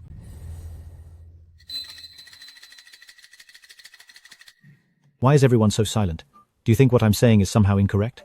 You really are a born genius. I'll surely heed your instructions and train the security squad rigorously. I'll leave it to you, General Marcus. Very well. Sir, you promised Vivian you wouldn't. Go to the club. Can't restrain yourself already? The annual Cindertop Courtesan competition is approaching, and Beverly is offering a hefty reward for poems. What's on your mind? Since Beverly is soliciting poems this time, why haven't any students from Cinder shown up? Paul and Elton have gone back to the capital. Who can rival Baron in talent? Indeed. Naturally, they wouldn't dare come back. Why haven't we seen Edward all month? Does he even dare appear? He used to be so cocky. Because Vivian wrote all his poems. Now that Miss Allen is gone, he's totally empty-headed. How could he dare challenge us? Exactly. That guy's just a scoundrel. Without Miss Allen, he's absolutely nothing. Right. Who just claimed that I'm nothing? If you're a man, step forward. I said it. So what if I did? Leo. Slap him. How can you just hit people like that? So you're saying I'm brainless, huh? Fine. When Beverly announces the topic soon, let's wager $100,000. Dare you? Out of cash? Then borrow it from him. Borrow too much and I'm afraid you won't be able to repay it. You in? Coward. You need capital to act arrogant. A talentless fool with nothing but a loud mouth. You've tarnished Master Perry's name and shamed the people of Veldor. Edward! You... How dare you insult me like that? Don't get me wrong. I'm not only talking about you. I'm saying that everyone seated here is utter garbage. You! Look, how can he say such a thing? Who brags like that and dares to insult the students of Veldor?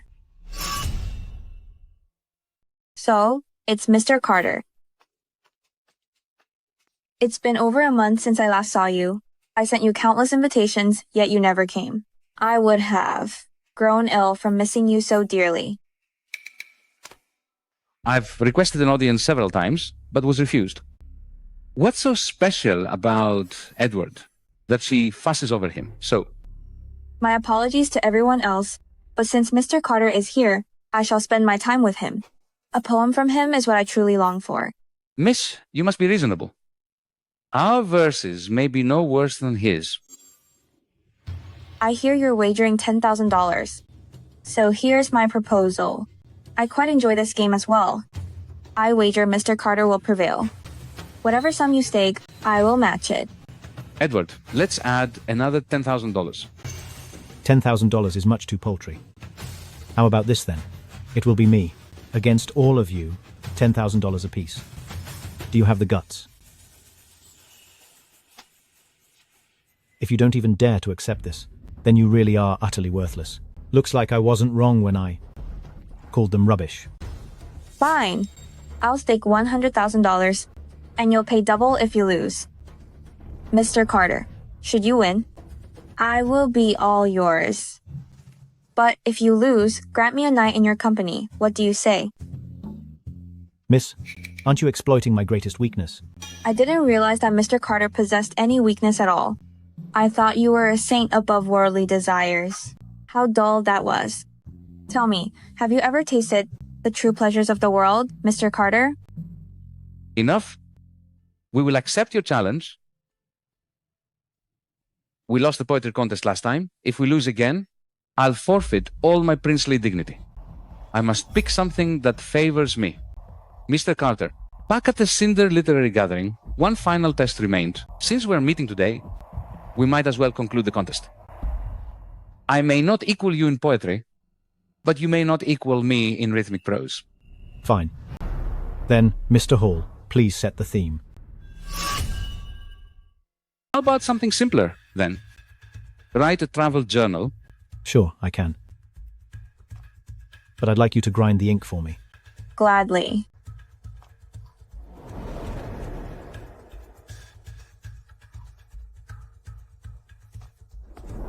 Baron's prose is widely praised by our instructors. Edward, you really dare to challenge Baron in writing? You're courting disaster. Precisely. You once snatched first place from Baron. Let's see how you plan to overturn things today.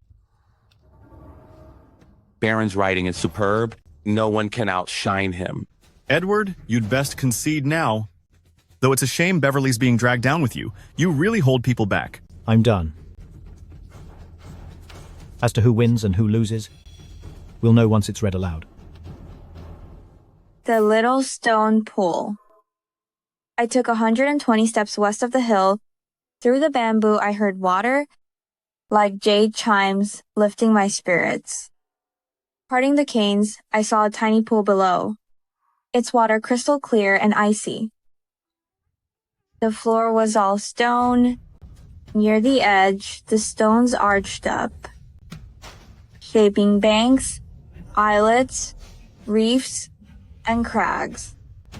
Sitting by the pool, bamboo encircling me, the stillness was haunting, chill to the bone, stirring melancholy. As the silence grew heavy, I couldn't linger. I noted it down and departed. You win. 200 grand. I'll have it paid by tomorrow. Head to Cooper's Bank to pick it up. I hold Mr. Carter in high regard. Tomorrow, I'll escort my mentor out of Cinder. Until we meet again.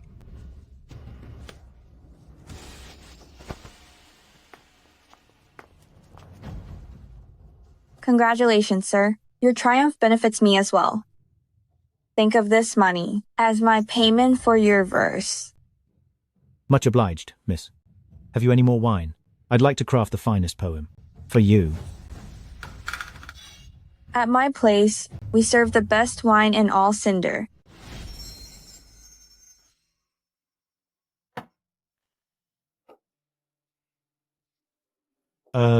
Beverly, thanks for your help today. I finished the poem you asked for, so I'll take my leave.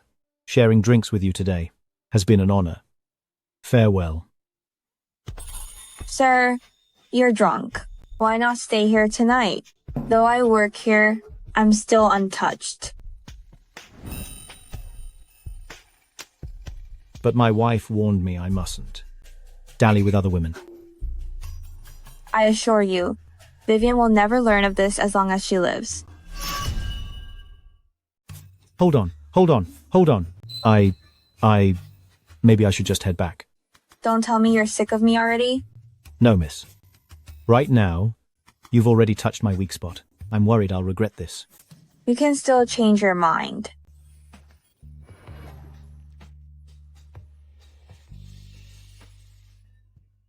Miss, honestly, I'm no saint. It's just my wife expects me home. You've got the desire, but not the nerve. I'll deal with you someday. Beverly's amazing, so why won't you stay? I can't get past this in my heart. Sir, I promise. I won't tell anyone. It's not about you. What good are secrets? I can't go against my conscience. Do you even know what a conscience is? Conscience is. Sit down. You've had plenty to drink.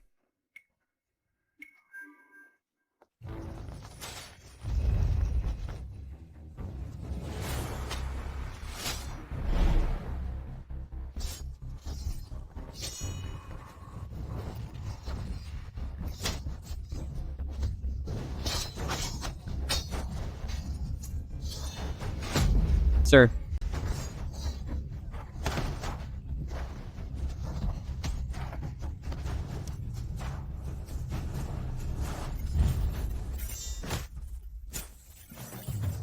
Didn't the intel claim that you were as frail as a child? That intel's outdated, pal.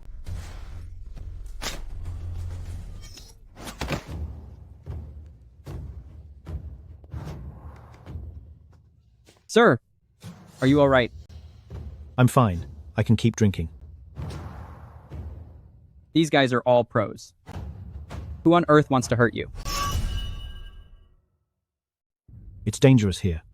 We'll discuss this once we're back. Go! Those people are probably from Mist Pavilion. They're the most enigmatic League of Masters. Exactly. They rose from the Lumen Underworld, a guild of elite martial artists. So who's hired them to come after us? Paul remains my greatest foe. His clan may be behind this. Stay alert for now, and avoid going out after dark. I understand. Who do you suspect, madam? I've considered several suspects, yet none seem likely to act now. I used to think that Eddie forming his own guard was laughable, but now it appears he genuinely needs protection. I'll have Marcus train them thoroughly, to the young master's specifications.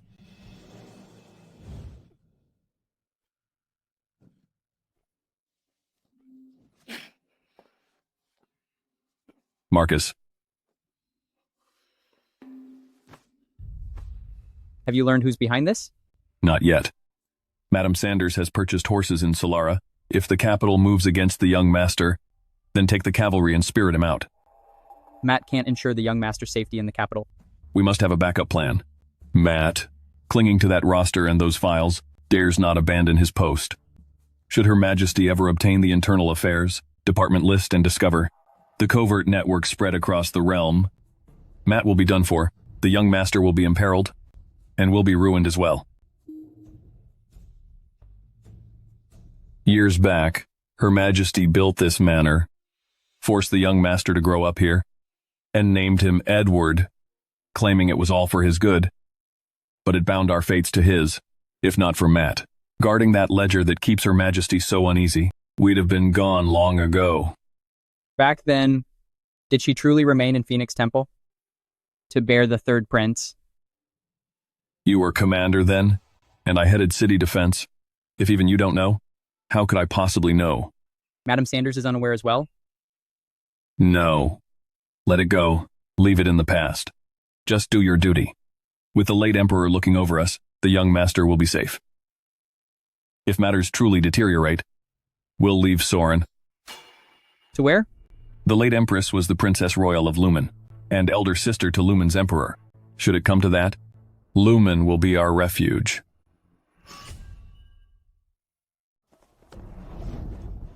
Come on, let's have a look over there.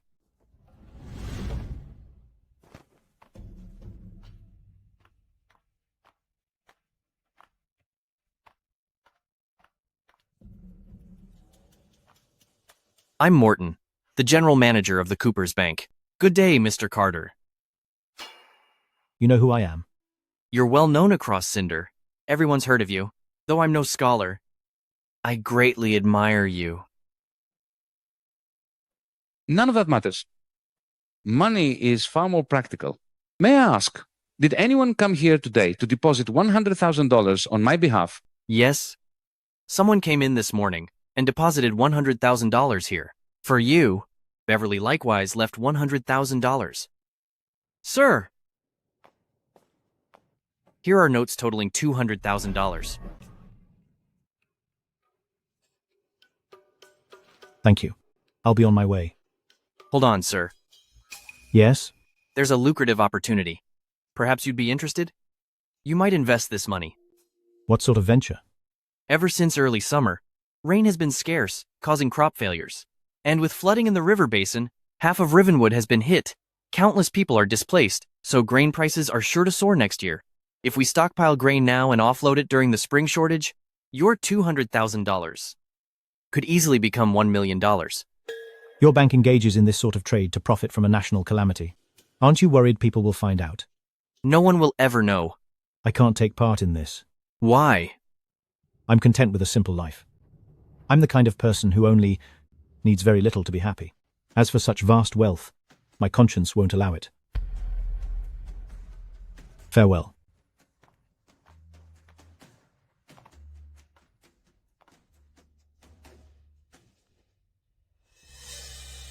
If what he said is true, that Rivenwood has been struck by disaster, a huge wave of refugees will pour into Crestview. How many will flee to Cinder? Where will they go once they arrive? Is something wrong, sir?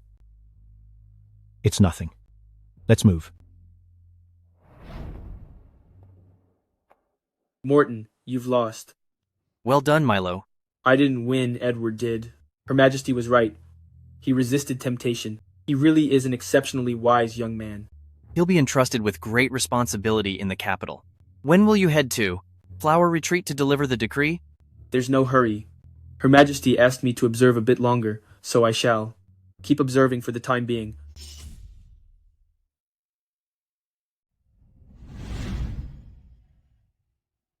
Sir. Sir. Sir, I've uncovered everything. Speak. Rice in Cinder has surged to $6 per pound. That's triple the normal price. It looks like Morton was right. Sir, you summoned us? You two, take a few men to the rice mill. The rice mill? Are you planning to purchase more grain? No. Go buy up all the rice husks. At the mill. Rice husks are livestock feed. Do you intend to raise cattle and horses? That's right. I do plan to raise a great many cattle and horses.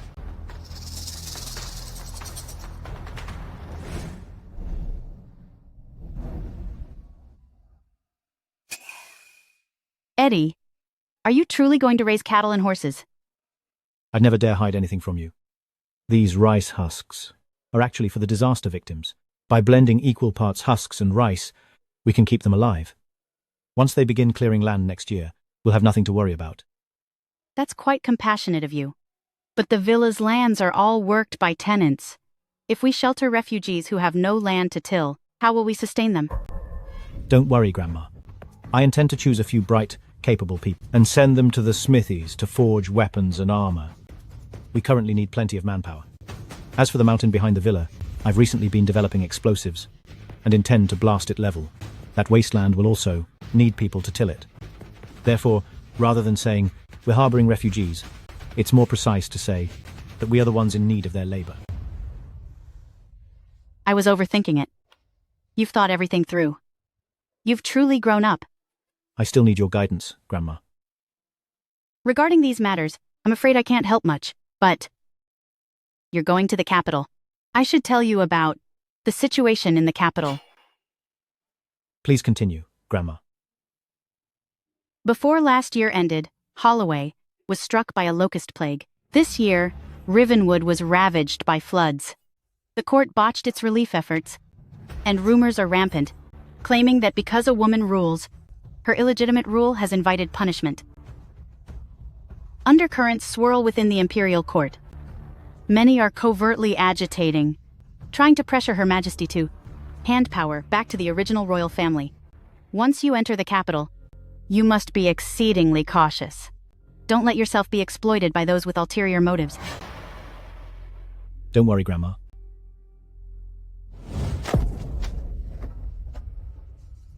Explain this to me.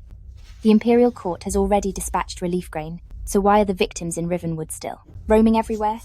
Who exactly got that relief grain? Please compose yourself, Your Majesty. Things aren't as they appear. Speak, and I shall listen. It's true. The Ministry of Revenue allocated 1 million bushels of grain to Rivenwood, but it was hauled by ox carts. To my knowledge, by the time the grain arrived in Rivenwood, the victims had already departed. They had to fend for themselves, and couldn't simply sit there, waiting for the aid. So, You're saying the relief grain never actually reached those in need? Your Majesty, yes. Your Majesty, Zane is mistaken. I suspect this grain was likely embezzled by the local officials.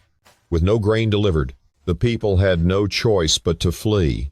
I punished so many corrupt officials last year, and they still dare pull this. Whether they dare or not, you'll know once the Internal Affairs Department investigates.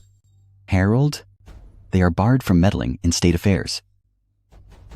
Then which department do you feel should lead this inquiry?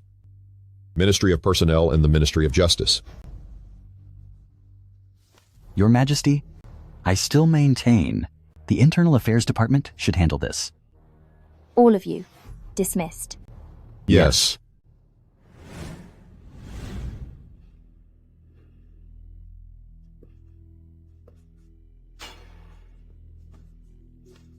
Greetings, Your Majesty.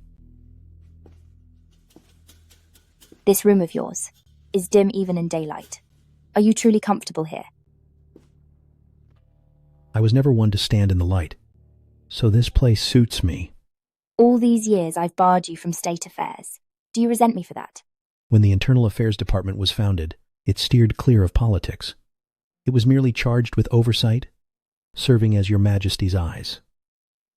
Since Your Majesty no longer needs those eyes, I can only keep them shut. Unless Your Majesty issues a decree to have me open them once more. Do you resent me? I would not dare. Is there anything you dare not do? Tell me why Marcus showed up at the flower retreat. And answer me this. Why would a hall master of the Internal Affairs Department be in Lumen? Matt, how many more schemes have you laid without my knowledge? What exactly are you after? Your Majesty exaggerates. All these years, I haven't even stepped beyond my door. As for the matters you raised, how could I possibly know? Do you know why I didn't have Milo announce the decree to Edward? Do not overplay your hand. The more you meddle, the worse it'll be for him.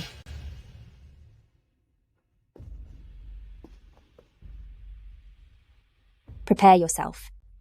Tomorrow morning, you will accompany me on a walk outside. Yes.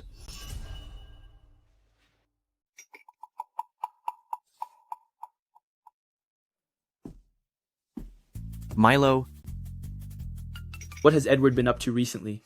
he's taken in all the refugees from Rivenwood who fled to Cinder. What did you say? He even bought up all the rice husks on the market, probably to use them for refugee relief. Unswayed by the profit of hoarding grain, but instead he spends his wealth to shelter refugees. Can someone truly be so pure in this world? I can no longer see through him. If he's not after profit, then he must be after fame. I've underestimated this young man.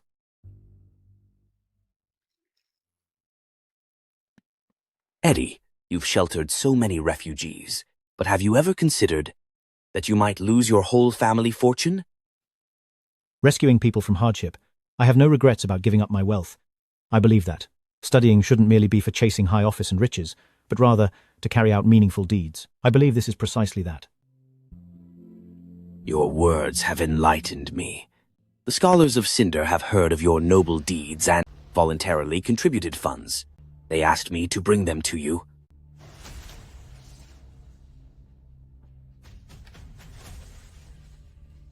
Rest assured, sir. I'll be sure to put these funds to good use. Then I'll be on my way.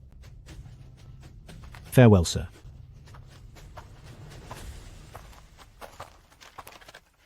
This way, Miss. Beverly, what brings you by? I heard you're sheltering refugees. Though I lack influence, I still wish to do my part. What's this? At yesterday's beauty contest, we raised $80,000 with charity performances. Please accept this. Thank you very much. If there's nothing else, I won't trouble you further. I'll take my leave.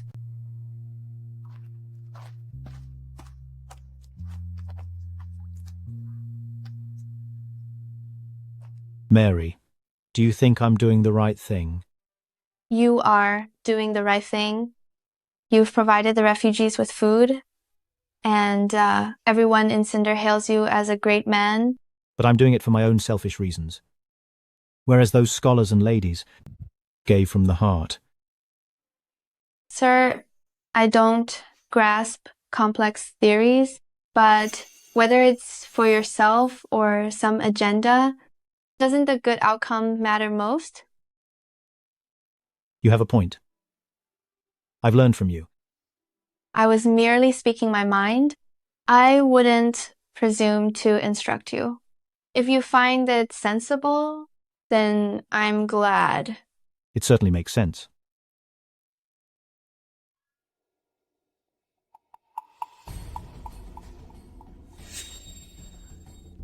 I heard Edward has taken in every refugee arriving in Cinder. What exactly has he done? Your Majesty, Eddie buys rice husks and reclaims wasteland. He isn't seeking fame amidst the calamity, but genuinely cares for the victims. I believe he's fit for great responsibility. So, you're saying he's truly competent? Yes. There's far too much scheming within the Internal Affairs Department, so it's no place for Eddie. Your Majesty, the Internal Affairs Department ended up like this only because of me. If Eddie takes over, then you will have an Internal Affairs Department you can rely on. That reason alone isn't enough. Your Majesty needs influential officials, but the department needs capable officials to be purified. A powerful official like me, Your Majesty can use me, just not for critical matters. Once Eddie takes over, you can then wield the department with total confidence. At that time, he will no longer be a thorn in your side, but a sword in your hand. Perhaps we should ask his opinion. Once he arrives, don't reveal my identity. Your Majesty, Mr. Carter has arrived. Bring him in. Yes, ma'am.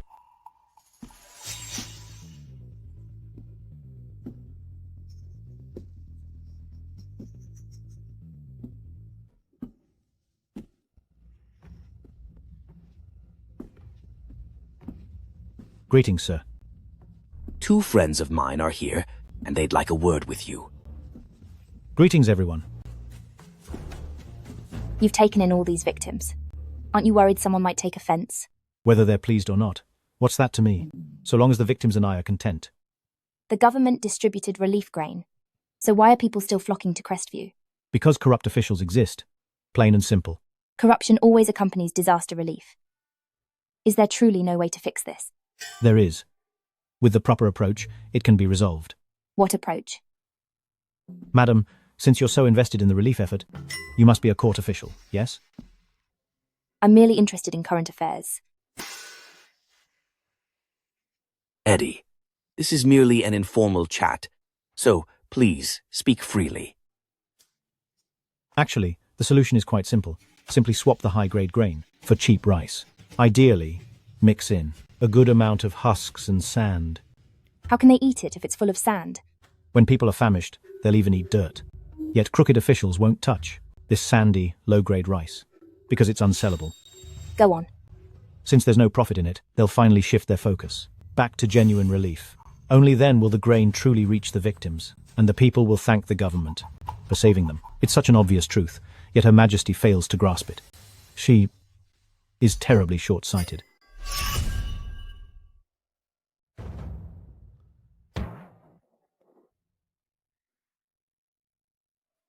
No, I wasn't referring to you. I can see you're a very savvy business person, and I can see your enterprise must be enormous. May I ask what line of work you're in? Our family enterprise truly is sizable. We trade in just about everything. Given the chance, I simply must work with you, ma'am. Fine. Aren't you worried my lack of experience and vision will cause you to lose money? You clearly seem like a shrewd business person. In business, gains and losses are routine. Rest assured, should we incur a loss, I, Edward, would never utter a single negative word about you. Lately, Soren has been plagued by natural disasters. Rumour has it that it's due to women meddling in politics. What do you think? Why are we back to state affairs again? Are you certain you aren't court officials? No. Well, in fact, Disasters are simply natural phenomena. They aren't caused by people. Do you believe that? Even if another sat on the throne, the result would be the same. So in your view, since the court is so corrupt, what should be done? Since the imperial court is so murky, why not set up a separate bureau? It should answer to no one. That way, it would be akin to hanging a sharp sword over every official's head. Although corruption would still exist, things would certainly be far better than dark. The current situation. Isn't that simply like the old Internal Affairs Department? Come on, let's leave.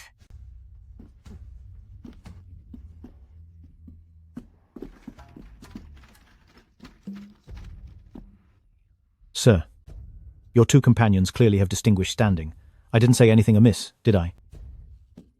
It's fine. Your approach today might actually reach her ears. That would be a boon for Soren. Come, let's enjoy some tea.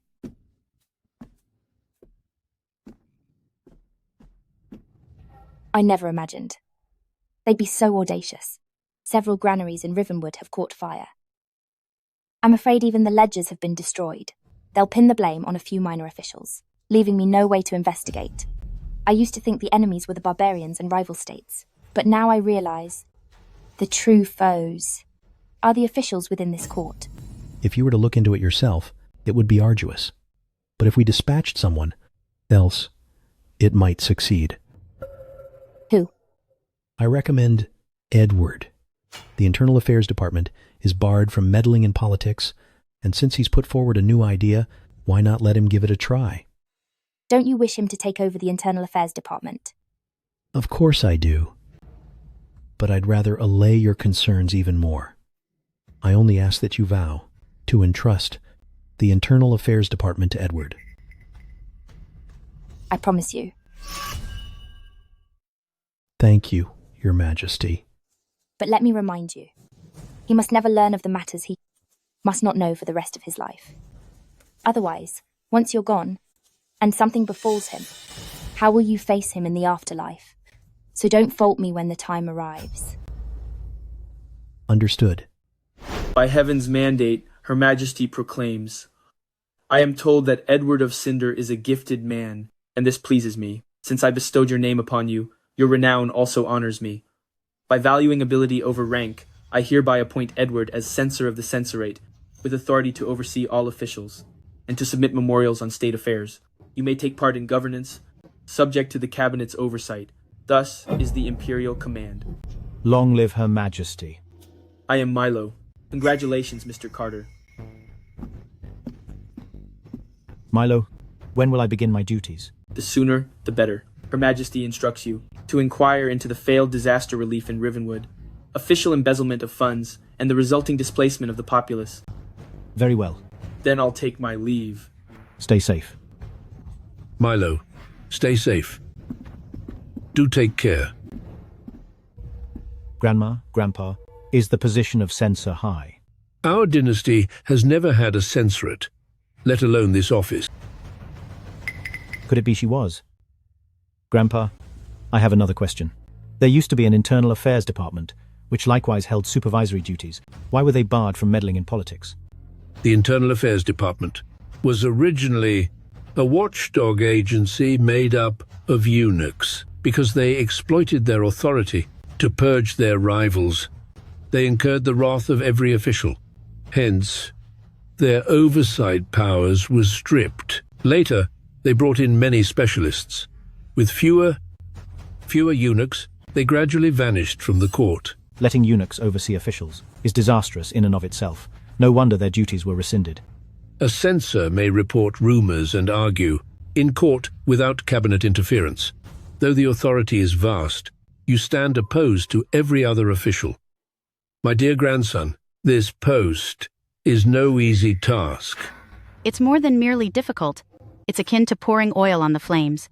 Take the corruption in Rivenwood alone. Would a minor official dare tackle it? It will inevitably entangle high officials in the capital and perhaps figures within the palace itself. What do we do now? The imperial decree's already been issued. Should I simply tear it up? Don't fret, grandfather, grandmother. I'm not bound by the cabinet. And even Zane can't rein me in. If I sense something's off, I'll pull out in time. All right? Good, good. Then I can rest easy. Remember, in the capital, if anything goes awry, come back to Cinder at once. Don't worry, Grandma. I'll keep that in mind.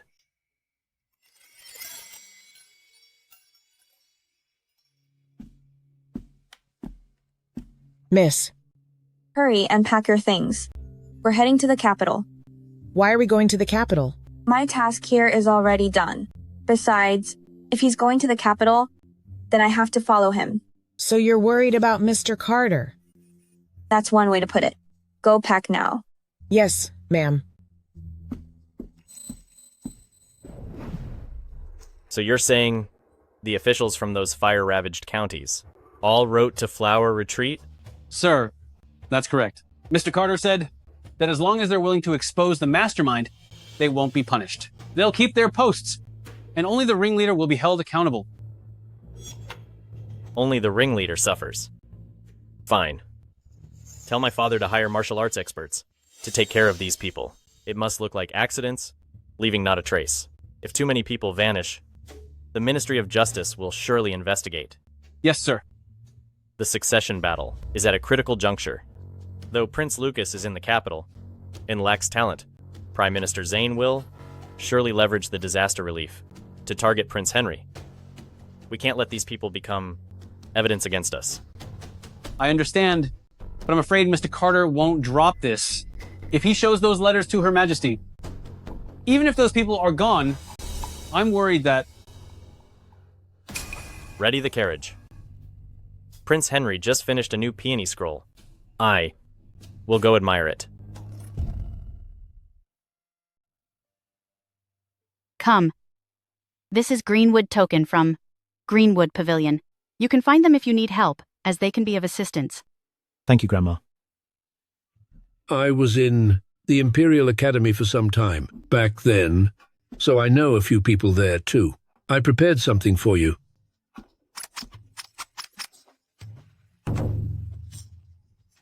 Oh look, I forgot it. Here it is. Thank you, Grandpa. This was prepared for my grandson. No, wait. If it's for me, why are you stuffing it back in your pocket? Focus on the main point. The main point.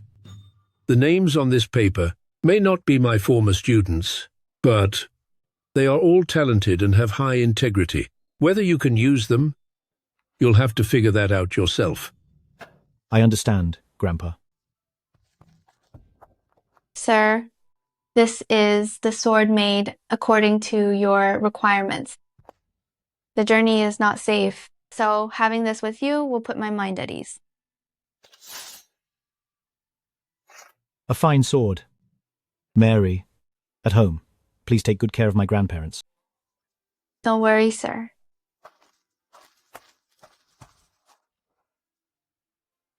Then it will be hard on General Marcus. I just love leading troops, and I hope they will walk out of Cinder with you.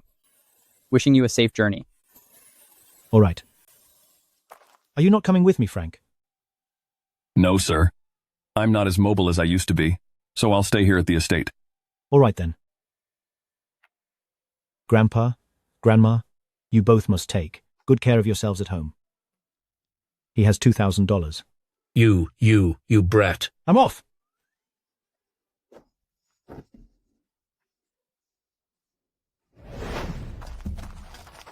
Stop!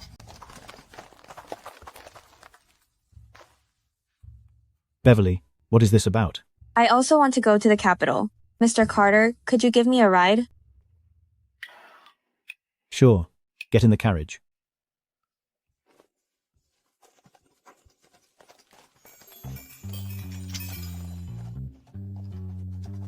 Aren't you going to ask me why I'm going to the capital? Miss, it couldn't be for my sake, could it? My dear, my heart has long since belonged to you. So what do you think? Miss, please don't. Look at how scared you are. Don't worry. Since your fiancé is in the capital, I'll just be satisfied being your close female friend. Miss, why do you waste all your effort on me? Whether you like me is your business, but whether I like you is my business, and you have no say in it. What a predicament. By the way, yesterday at Moon Pavilion, I heard that 500 light cavalry from Ashmore are heading towards Crestview. The one guarding the pass is General Kent, the brother-in-law of Zane. Do you mean that they're coming for me? Since you hit Paul, he couldn't make a move in Cinder, so he certainly won't let go of the opportunities along the road. It's the perfect time to test the strength of my 100 guards. Aren't you afraid? I'm only afraid that they didn't send enough people.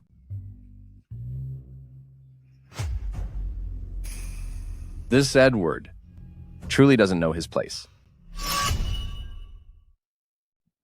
He really doesn't know his place.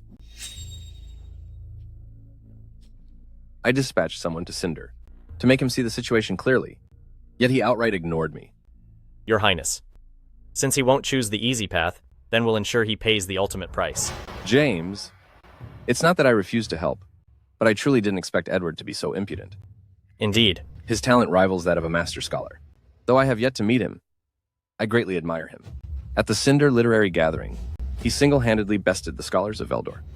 Who in Soren can compare? He even dared to strike the grandson of Zane, Paul. Such defiance of power.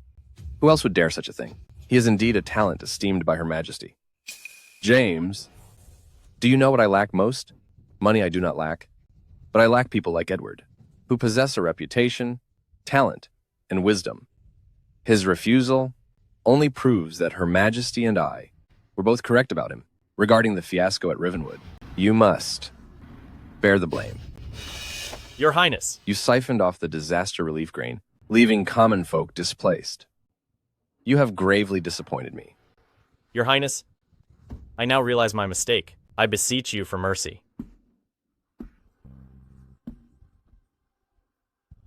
It's not that I refuse to let you live, but the innocent souls who suffered hunger cry out for justice, and the entire court requires an explanation. Mercy, Your Highness. Spare my life.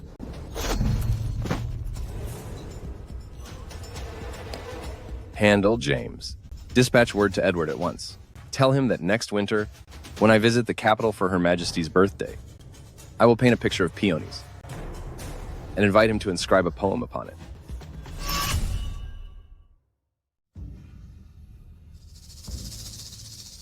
Mr. Carter, just what sort of guard unit is this? I can't believe that with just 100 men, they managed to rout Kent's 500 light cavalry. Be it equipment or skill, they're far inferior. Could they possibly be... Sir, we can call our first engagement a win. It does count as a victory. However, our tactics were still rather crude, not polished enough. Once we return, we need them to reflect on their conduct. Who's out there? Who goes there? Greetings, Mr. Carter.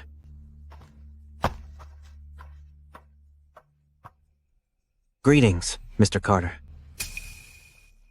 Prince Henry instructed me to present Mr. Carter with a gift. Please accept it, sir.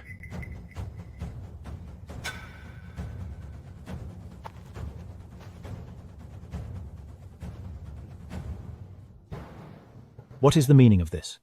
This is the head of Rivenwood's governor, James. Prince Henry offers this gift to show his sincerity. He hopes that at Her Majesty's birthday banquet next year, Mr. Carter might pen a verse for his peony painting. All right. Return and tell Prince Henry. I'm quite pleased with his gift. If I live to see next winter, I'll gladly compose that poem for him. Thank you, Mr. Carter. Move out. What is Prince Henry up to? Not much. He merely wants to inform me that concerning Rivenwood, now that James is gone, the inquiry stops here. James was a high-ranking official, a dominant regional figure. Prince Henry discarded him without hesitation. That's pretty audacious. Then, will it end here? Aren't you going to pursue it? No chance. Yet Zane would love for me to seize this chance, to battle Prince Henry to the end. He won't simply let it go that easily. Besides, I suspect, word of my promise to write a poem for Prince Henry will spread in no time. Imagine what the schemers will assume when they hear that. That you're siding with Prince Henry? Clever girl. I've crossed Paul, and I'm already at odds with Zane. Now, with this episode, it will surely deepen Prince Lucas's bias against me. Prince Henry, may have lost James, but he's played a card to have others. Come after me instead. Then couldn't you simply refuse him? I'm asking you, did you truly deploy the strongest shadow army from the Internal Affairs Department to Edward? Your Majesty, I can scarcely survive now, so how can there still be a shadow army left in this world? If it wasn't the shadow army, then how did Kent's 500 elites fall to his just 100 guards? Your Majesty, even if it were the shadow army, they wouldn't automatically overpower the 500 elites of Kent. But may I ask, Your Majesty, since Kent covertly mobilized troops and tried to target a court official, shouldn't you punish him for his crimes? I've issued a decree, so stay out of this. Yes, Your Majesty. How is this possible? Kent really failed. Grandfather. Well, I've just come back, and it's already all over the capital. What happened? What's the matter? It's about the incident, where Kent sent men to eliminate Edward. What does Prince Lucas say? The prince said that Her Majesty will give an explanation, and may abandon Kent. This morning, Her Majesty summoned Matt to the Imperial Study. Shortly after, Phoenix Terrace dispatched 2 cavalry units.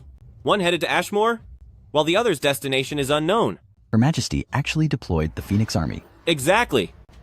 The Phoenix Army hasn't been mobilized in years, so this action is quite extraordinary. The prince also said, "You can claim that Edward's guards are in fact the Shadow Army, thus implicating Matt and stirring Her Majesty's suspicions." Any other instructions from the prince? When Her Majesty inspected Rivenwood, she skipped Larkfield, showing her displeasure with Prince Henry. You can use this to first remove the governor of Rivenwood and replace him with our own man. In that way, the other officials will know which side to take. Master, there's news from Rivenwood. Yes.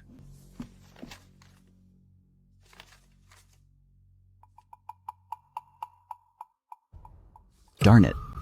Why is news of such a major matter only arriving now? What's wrong?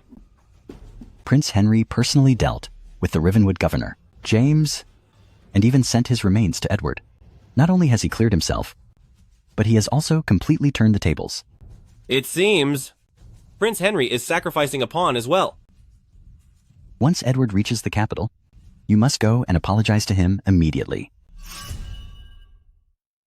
Why, grandfather? For the censorate, to gain Her Majesty's backing, he needs tangible results. Rivenwood holds great potential, so let him proceed. In that case, we must set our biases aside. Yes. Kent was overly lenient with his subordinates. He's done for. Report to Her Majesty. I'll have him relinquish command of the guards. To satisfy Her Majesty. Yes, grandfather. Hurry. A storm is coming. Your Highness. Your Highness, a confidential report.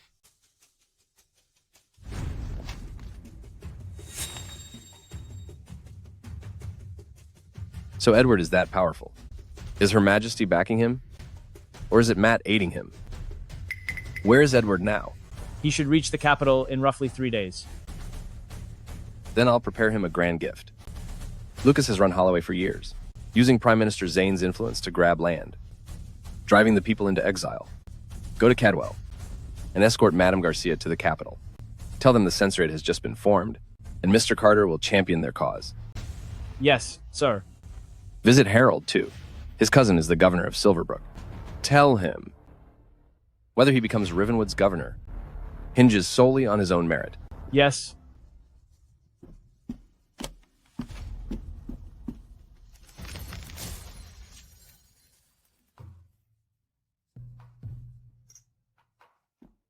I've done my utmost to decorate this villa in the Crestview style. I hope Edward will like it. Vivian, your fiancé was ambushed on the road yesterday. Did you know that? Attacked? Where? Was he injured? Take me there at once. He's fine. What are you worried about? Really? He had roughly 100 guards, who beat all 500 of Kent's cavalry. The entire capital is abuzz. Then why didn't you tell me last night? You had me running errands all day. I only learned after I returned and heard it from my brother. I always knew Edward was remarkable. Thanks for all your hard work. I'll treat you to a feast today. If you'll come with me to fetch Eddie. Why should I? This is his home. He's coming home, yet he doesn't know the way, so I've got to go collect him. Come on.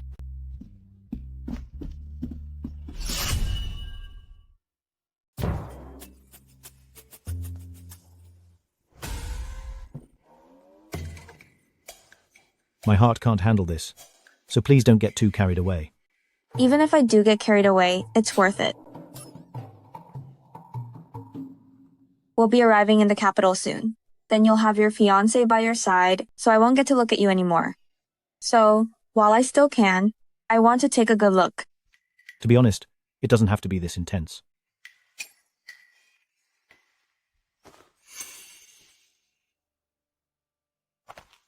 Mr. Carter, it's been a long journey. Prince Lucas has arranged a banquet here to give you a proper welcome. Then I must trouble you to lead the way.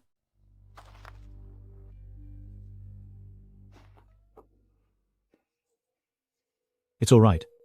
Just wait here for my return.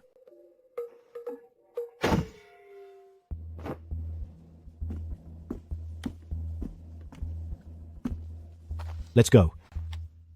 Sir, I'll accompany you. That's unnecessary. You should wait here for me. Yes, sir.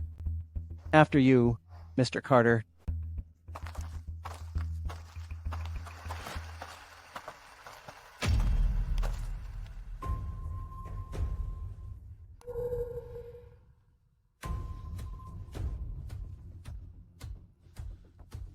You truly are a distinguished gentleman. Please, take a seat. Thank you. I rushed here before you reached the capital, because I need to tell you two things. First, the ambush en route had nothing to do with me, and I knew nothing about it. Second, Vivian is your betrothed, so I've already told Paul to drop the notion. I sincerely hope we can be friends. Thank you for your kindness, Your Highness. But if you could be a bit more sincere, it would put me more at ease. I'm being completely frank. Do you still find it insufficient? Prince Henry turned over James to demonstrate goodwill, so maybe you could handle General Kent on my behalf.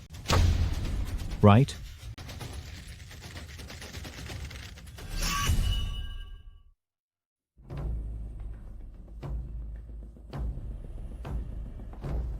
Within 5 years, I'll handle Kent on your behalf. All right?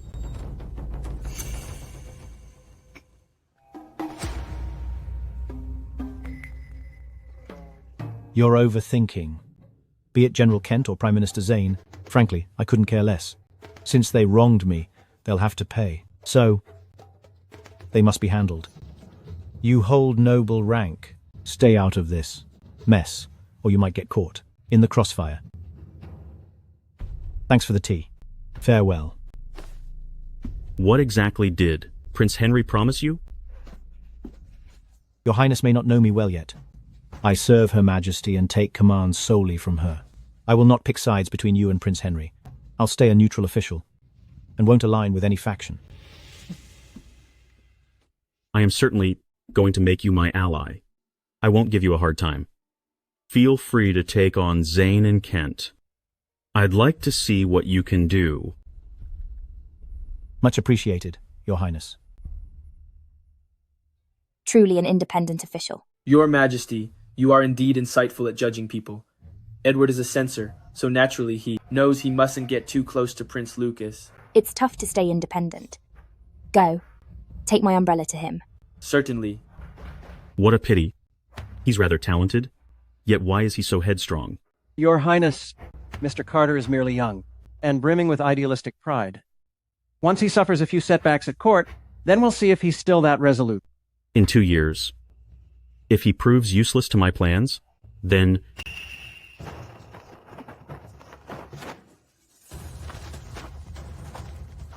Mr. Carter. Looks like Her Majesty means business this time.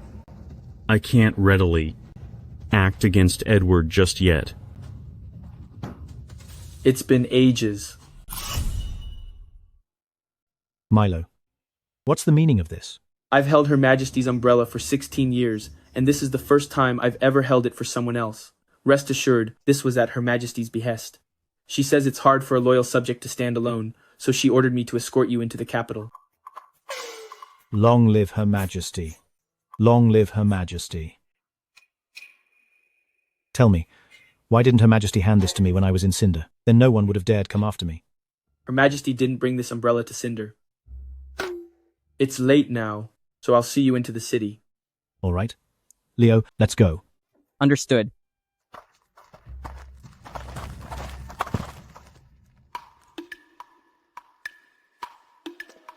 I'm truly grateful for all your hard work, Milo. It's no trouble at all.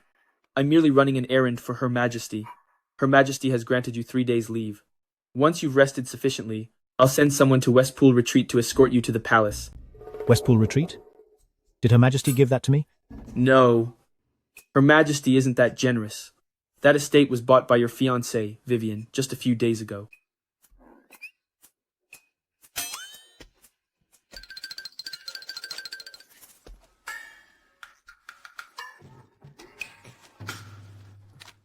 Please accept this small token of my gratitude. Funds have been a bit tight lately, but I'll give you more once I'm better off. Mr. Carter, the censorate's pay isn't high. You hope to strike it rich? I'm afraid that won't be easy. Who says the censorate's pay is low? What do you imply? It's a hen that lays nothing but golden eggs. You plan to use the censorate to amass a fortune? Milo, do you really think Her Majesty established the censorate just to tidy up the bureaucracy? Wait, isn't that the case? Yes and no. She wants to use the censorate to accumulate wealth. The state coffers are empty now. As her subjects, we ought to help resolve Her Majesty's troubles, shouldn't we? Is that really Her Majesty's intention? Milo, please report back to Her Majesty and tell her the censorate will be her money tree. But to do that, Her Majesty must grant me 2 conditions. First, I must personally select each member of the censorate. The Ministry of Personnel must stay out. If they aren't my people, it'll be hard for me to get things done. The second point is absolutely vital. The censorate must be self-sufficient. The funds we rake in will be divided 60-40 between Her Majesty and me. You want the censorate to keep 40%? No, Her Majesty takes 40%. Her Majesty takes 40%. Where are you headed? I already brought you into the city, so I'll take my leave. Look, it's rare for Her Majesty to stage such a grand display. You can't leave yet. This spectacle suffices. I guarantee no one will mess with you anymore. I've had such a great chat with you along the way. Tell you what, Milo, could you see me a bit further? Just a little further, please. Okay, I'll escort you a bit more. Hold on! What's this?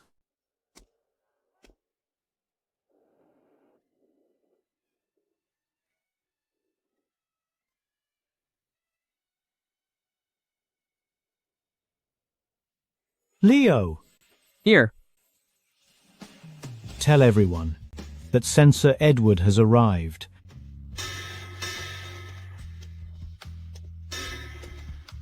Hear me, citizens. Censor Edward Carter is entering the capital, under imperial decree. If you have grievances or wish to report corrupt officials, Mr. Carter will ensure justice for you.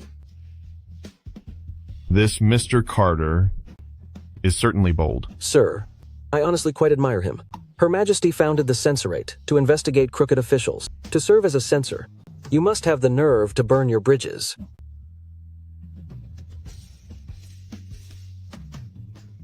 Looks like Prince Lucas failed to recruit him.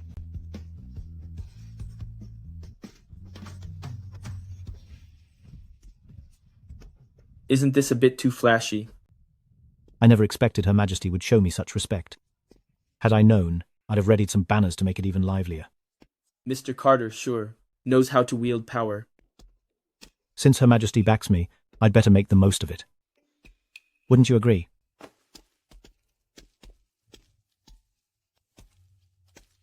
Strutting around like that. Who gave him the guts? Eddie has always handled things. In his own way. Very well. That's far enough, Milo. You can stop here for today.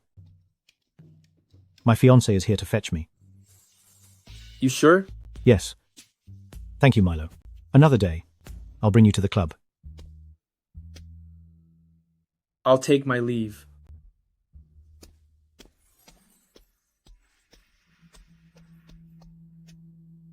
Darling. I've missed you terribly. I missed you every single day in the capital. You must be weary from the trip. I've prepared the courtyard. Care to have a look? No hurry. I'd like to take you somewhere. Where? To Zane's place.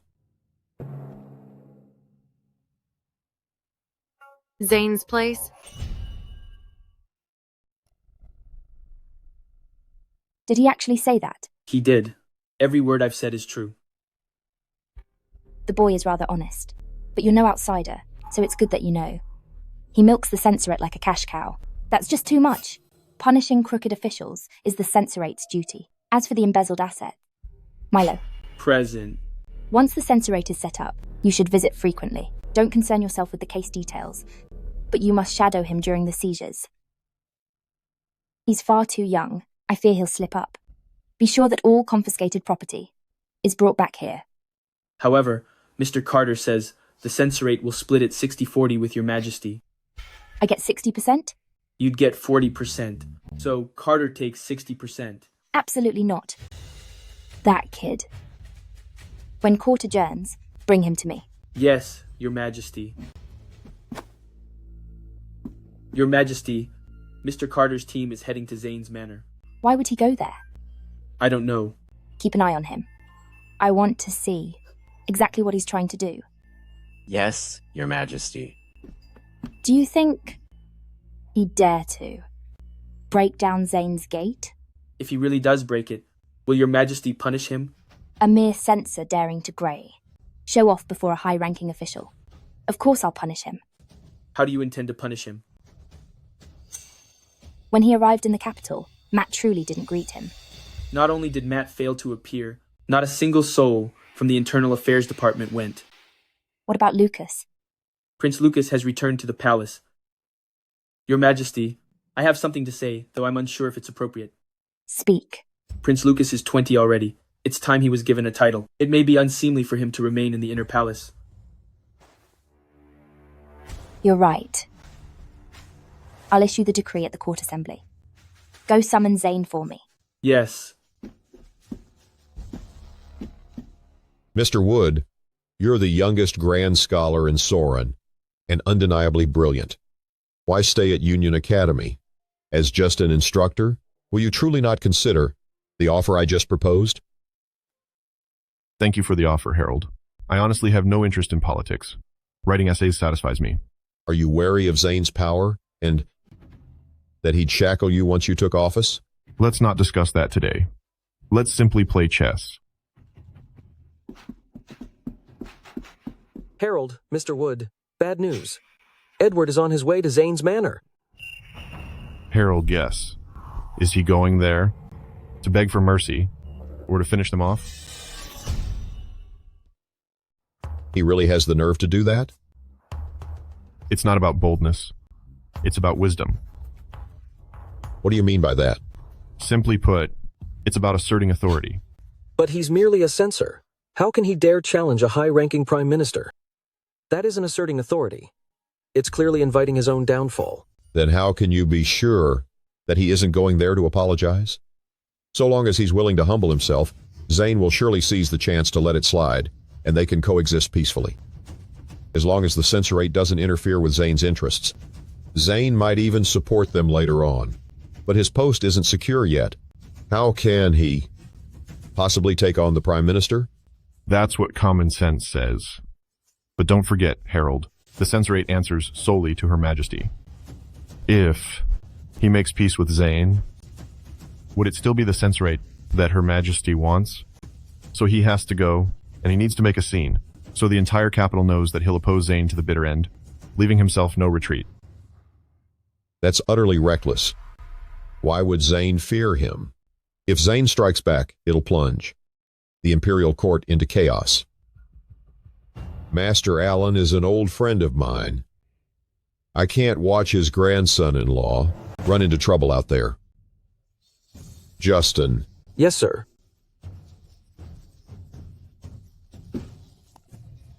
You're the great general's grandson. Take my token, bring some men, and go see how things are. If it truly heats up, step in and smooth things over for me. Understood. Then I'll tag along to see the spectacle too. Harold, if you'll excuse me. Please, after you.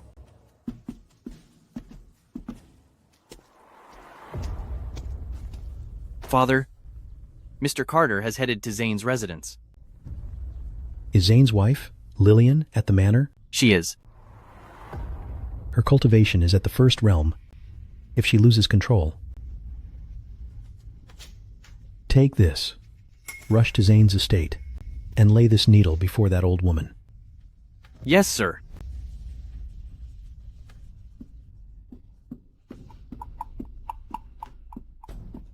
My dear grandson, what's there to fear? In our Powell family, what trouble haven't we faced? Your grandfather climbed from a humble county official to the lofty post of Prime Minister, treading over countless others along the way. And Edward is merely a censor. Who does he think he is? He bullied you in Cinder, and I've been waiting for a chance to settle that score. Now that he's here, I'd like to see whether he truly dares to smash our gates in.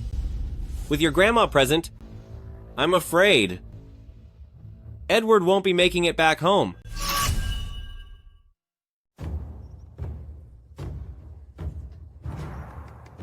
Do you truly intend to wreck Zane's place? The matter with Kent needs an explanation, and the censorate needs to build its reputation. Since Zane thinks I'm easy prey, then I must give him a fitting response. I'm with you. Aren't you scared? Well, I was a bit worried at first, but now that you've decided, I'm not scared anymore. Good.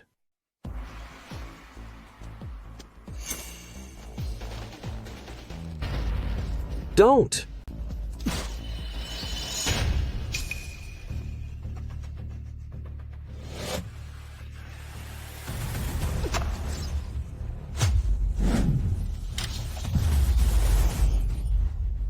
Mr. Carter, are you aware this is the capital?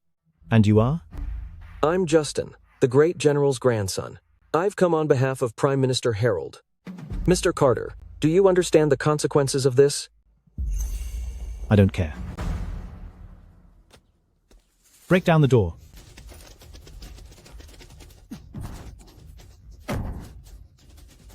Mr. Wood, what do we do now? Mr. Carter has already burned all his bridges. You can't stop him. Let's just wait and see.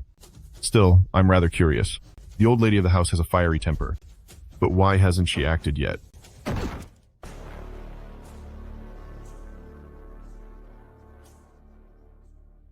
I've been praying for over 10 years.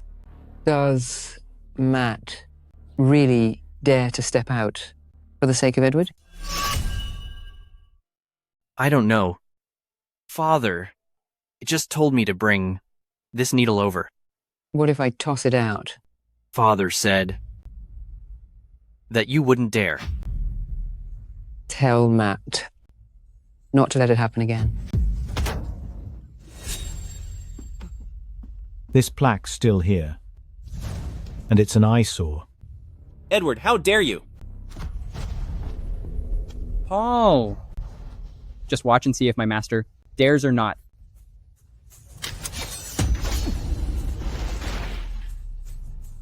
You brat, I've had enough of you.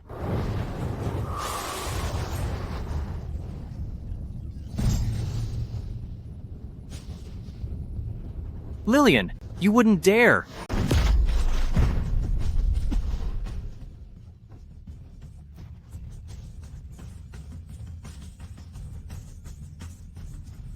You've got plenty of nice things. But today, you disgraced my family, and no one can save you now.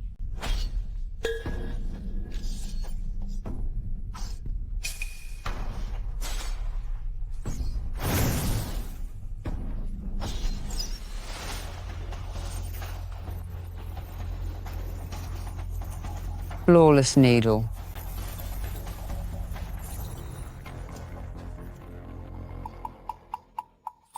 Matt, don't go too far. Looks like it's over. Matt's the one who acted. Who knows? Let's go. And head back for a game of chess. Come on, let's go. Nothing else to see. Sir, please don't blame me for not stepping in. I really had no choice. I've trailed you all the way, and seeing you're safe puts me at ease. Someone may have noticed my move just now, so I need to leave. Paul, listen up. Don't let me catch you in the capital again. Otherwise, I'll teach you a lesson each time I do. Do you hear me? Pass a message to Zane. The issue with Kent isn't settled yet. Go home.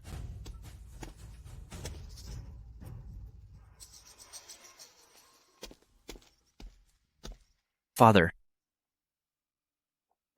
Did he break it? Yes. Did it go smoothly? It went fairly. Smoothly. Where is Eddie? He went home.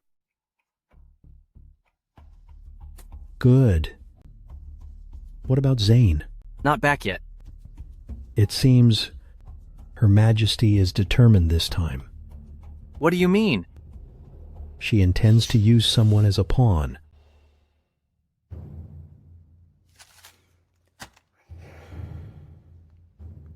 Zane. I'm here. Edward entered the capital today. Were you aware? I'm aware, Your Majesty. Good to know. He's back. Are you disappointed? Your Majesty, how could I possibly be disappointed? You established the censorate and appointed Edward its censor. A truly wise move. I sincerely welcome it. Is that so? Corrupt officials are like pests in a nation, and I despise them as well.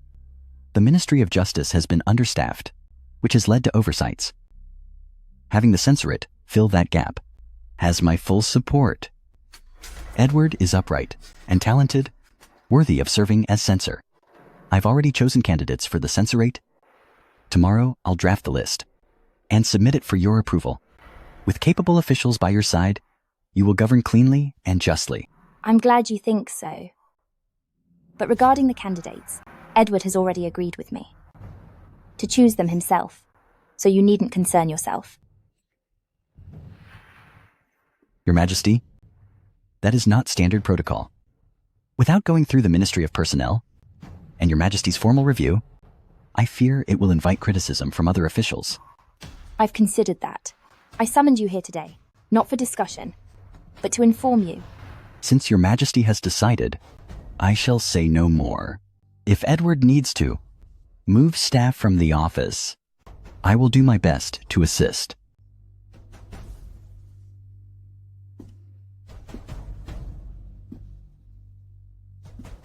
With your word, I'm relieved. By the way, Edward said he merely wants to be a solitary official. In this court, there are powerful officials and capable ones, but even more are mediocre. What we lack is a practical, independent one.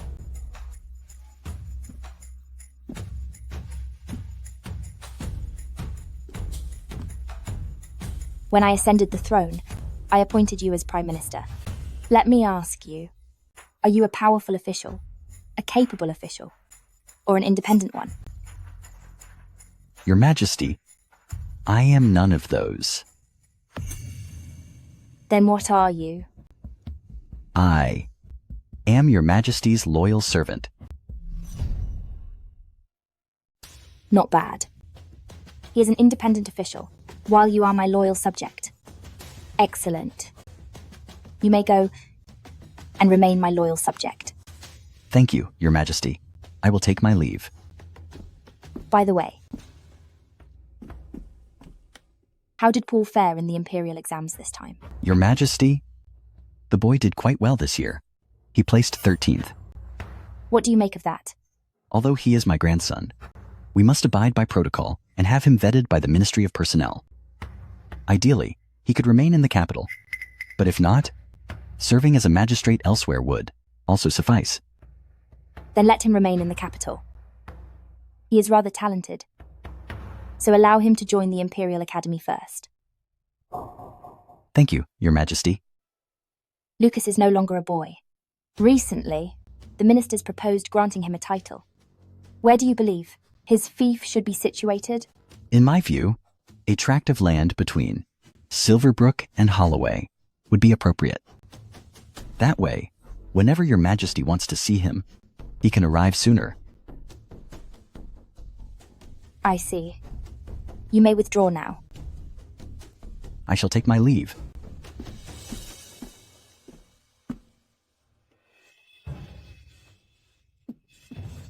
Zane, your grandson was assaulted, and the gate and nameplate of our manor were ripped down. Do you intend to do anything about it? It appears Her Majesty deliberately detained me in the Imperial study. Her Majesty has selected an exceptionally keen blade. Ever since Zane's gate, it was destroyed by Mr. Carter. You would expect the capital's officials would have come to extend their sympathies. Yet thus far, not one official has appeared. At present, the entire city is rife with rumors, claiming that Zane is about to be stripped of his power. Indeed, life is much like a game of chess.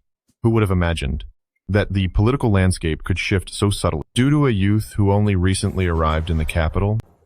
Mr. Wood says life resembles a game of chess. So, do you think Edward can truly bring down Zane? Zane isn't so simple. He appears to have lost this round, but it's really a tactical withdrawal. What do you mean? He likely guessed that Her Majesty intended to warn him, so he endured Edward's provocation. Choosing nominees for the censorate has to go through the Ministry of Personnel. If his subordinates feign compliance, how will Mr. Carter deal with that? Should he accomplish nothing, and Her Majesty grows disappointed, Zane will then strike while he's down. At that point, merely walking away unscathed would be fortunate enough. Then, Her Majesty will instead lean more heavily on Zane's influence. Is there truly no other way? So, by Mr. Wood's account, this is a dead end, isn't it?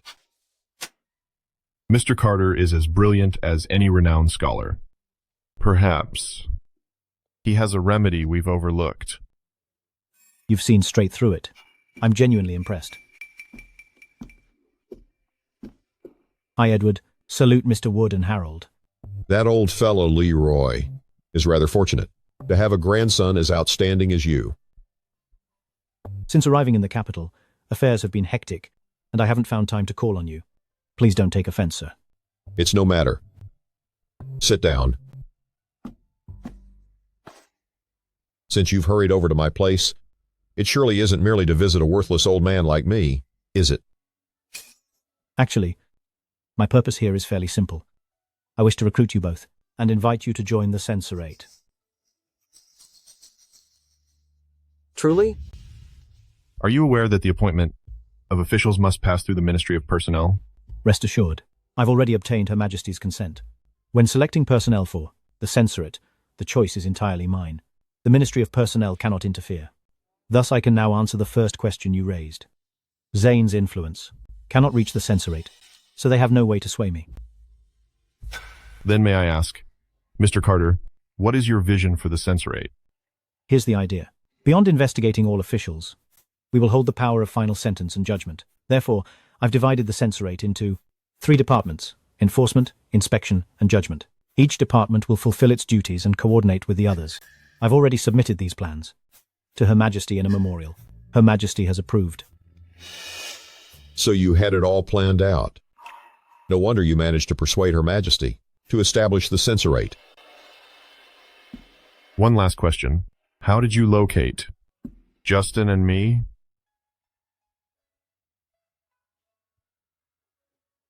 Actually, before I came, my grandfather handed me a list of names. You two were both on that list. That old man Leroy did splendidly. I, Justin, am ready to join the censorate.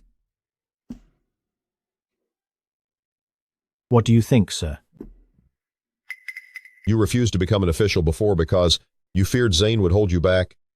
But now the censorate is a golden opportunity. Will you truly let your abilities go to waste? I'm already past 50. What can someone my age really do at the censorate? Rest assured, sir. I already have someone in mind for head of the executive division, and Justin will serve as the head of the trial division. Sir, why not become my advisor? An advisor? The censorate has many matters to handle, and I tend to be a bit lazy, so I truly need someone steady like you. To help me keep everything in order. In that case, I'll leave everything to Mr. Carter. Let's work together to restore justice to Soren. Yes, let's bring back justice. What a joyous occasion. Today's on me. Let's drink our fill.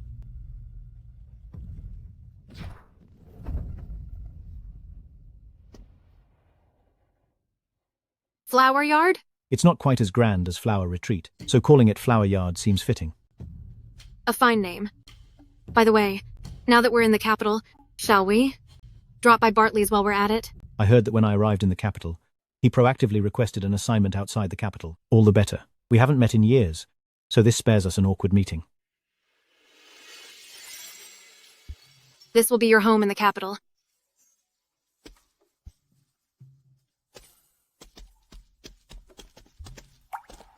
Flower Yard. Such a lovely name. I never expected that coming to the capital would draw me even closer to him. Master, it's a secret missive.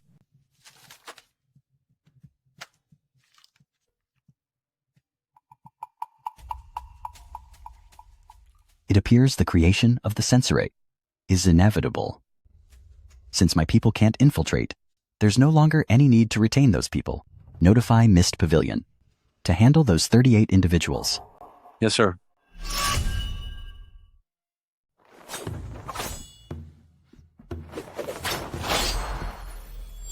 Hello, Mr. Carter.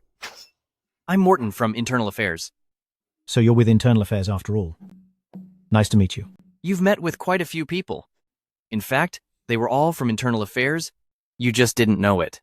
My lord, I wonder, what brings you here? I don't deserve that title. I've only come because there are two matters I wish to tell you. Please, go on. First, Zane has already decided to act against the 38 people you visited. All of them have been listed. Of those people, 18 accepted, while 20 declined. Internal Affairs will discreetly protect those 18. You needn't worry, Mr. Carter. What about the other 20? Since they refused to side with you, we'll have to let them go. Yet those 20 will be gone because of me, won't they? They turned you down, so it's only fair. They pay the price. Now, the second matter. There's a place west of the palace. That empty palace is rather nice. Actually, it's well suited for your censorate. If Her Majesty doesn't approve, there's an abandoned courtyard to the north that's also quite good. I suggest you think it over. Wait. Why is Matt helping me? In truth, Father has been looking after you since your time at Flower Retreat. Father always hoped you would stay there for good, living carefree and content with a simple life. Now that you're in the capital, he's happier than anyone. Father hopes you understand this. Throughout the capital, Internal Affairs will always have your back. Father will always be the one you can trust most. On what grounds? I can't tell you that yet. If you have doubts, you may write to your grandmother and ask. I'm sure she'll give you the answer. One last question. Why suggest those two sites to me? They're far closer to Internal Affairs.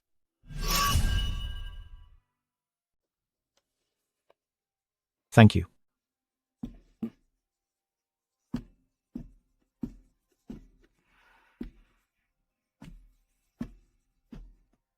As Director of Internal Affairs, why would Matt treat you like this?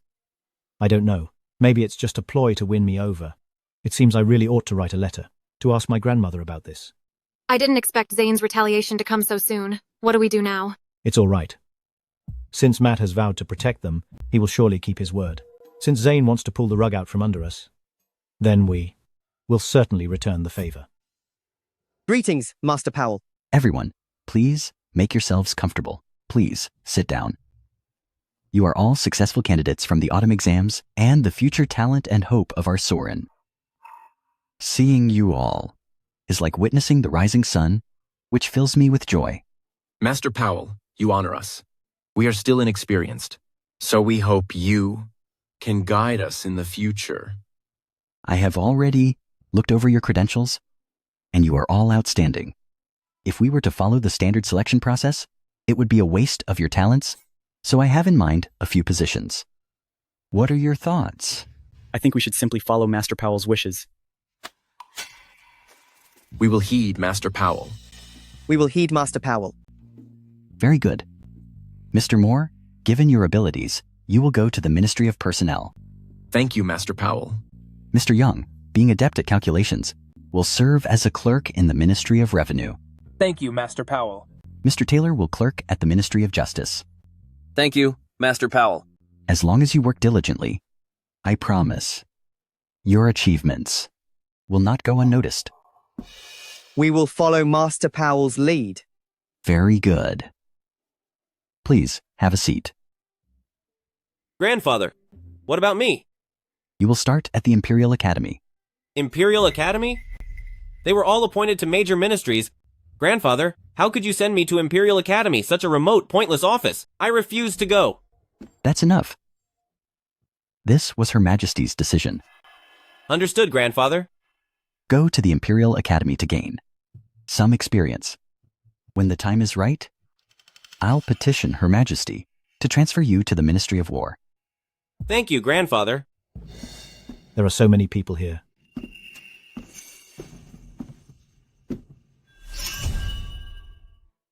How did you get in? Master, we truly couldn't stop them. Mr. Carter arrived uninvited. Do you have any counsel for me? You must be Prime Minister Zane. Indeed. Edward, Censor of the Censorate. Greetings. You turncoat. You brat! How dare you affront Master Powell? Don't assume that merely because you're here I won't strike you. Nothing irks me more than when dogs start barking unexpectedly. Enough. Edward, do you think I'm someone you can easily bully? Assaulting a scholar in public? I shall certainly lodge a complaint against you come tomorrow. Fine. You've been peddling official ranks in your estate, building factions, and currying favor. Tomorrow in court, I'll file a complaint against you as well. I'm selecting talent for the realm. Even if this reaches Her Majesty's ears, my conscience remains clear. I trust that in tomorrow's session, you'll remain this obstinate. Edward, what precisely is your purpose for intruding upon my manor? Today, I've come bearing good news. What news? Your grandson is remarkably talented and virtuous.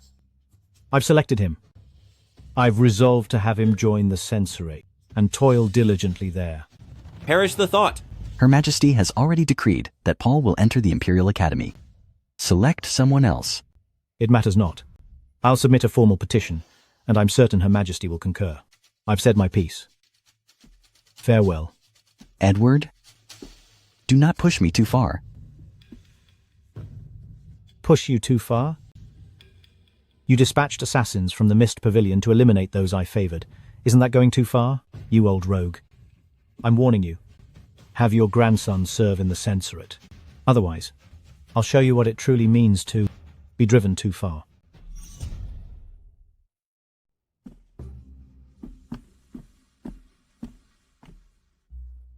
How arrogant, utterly arrogant. Such brazen words. How could he? Yes, he's downright disrespectful. Please forgive that display. I suddenly feel unwell. So everyone, please head back. Then we won't disturb you, and we'll take our leave.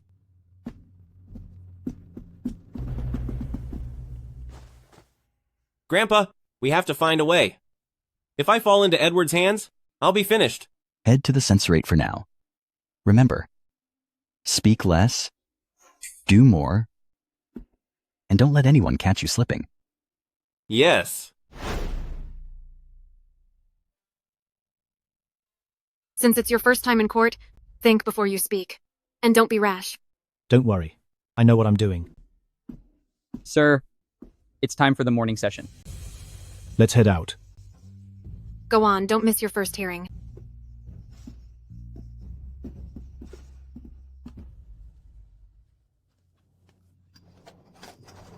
Did you hear?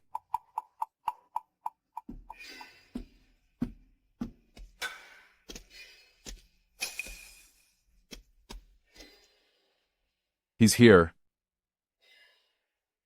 Esteemed colleagues, I am Edward, a censorate official, and will be colleagues.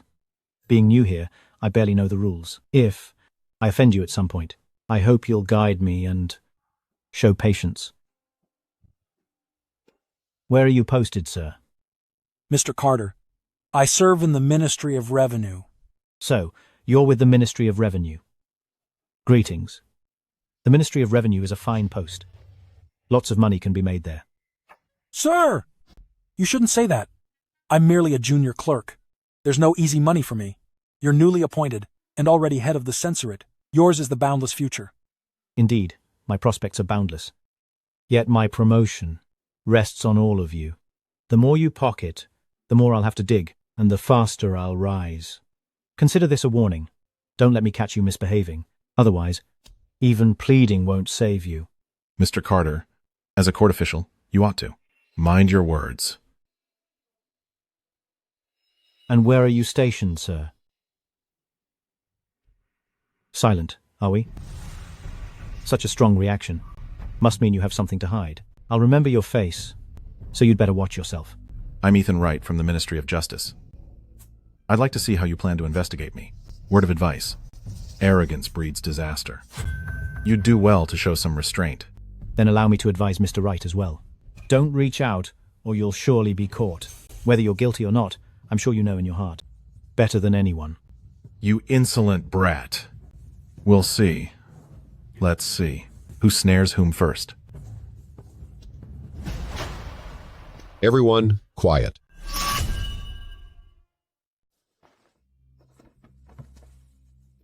Greetings, Master Stewart. Eddie, I fully agree with you. Overseeing every official is exactly the censораte's mandate, myself included. You must pursue your duties boldly and with confidence. Should you need any assistance, simply come to the cabinet and find me. It is my duty to assist. If any official refuses to comply, then don't blame me for being ruthless. Harold has always backed Prince Henry, and now he's aiding Edward like this. Could it be that Edward and Prince Henry have already?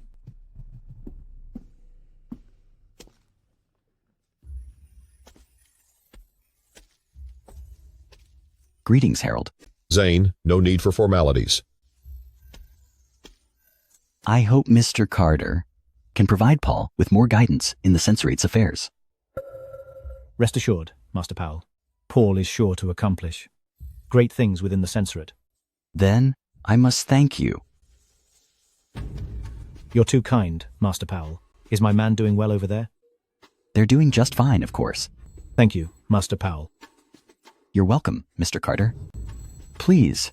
Master Powell, Master Stewart, please go ahead.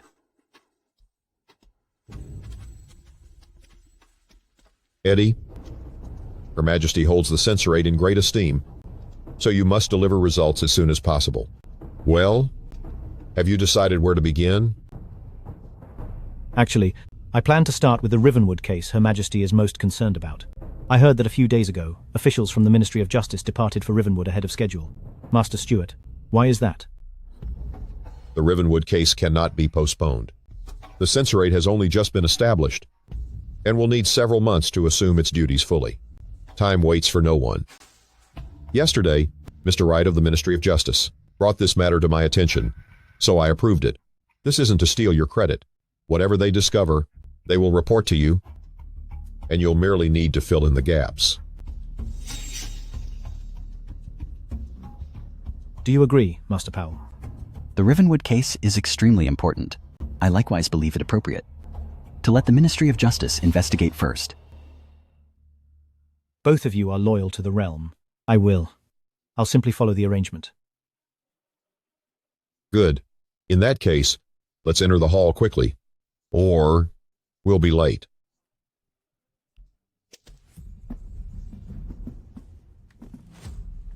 Master Stewart, where should I stand? Her Majesty is about to announce the establishment of the censorate.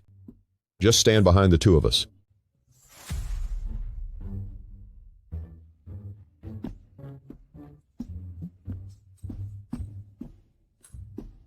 Her Majesty has arrived.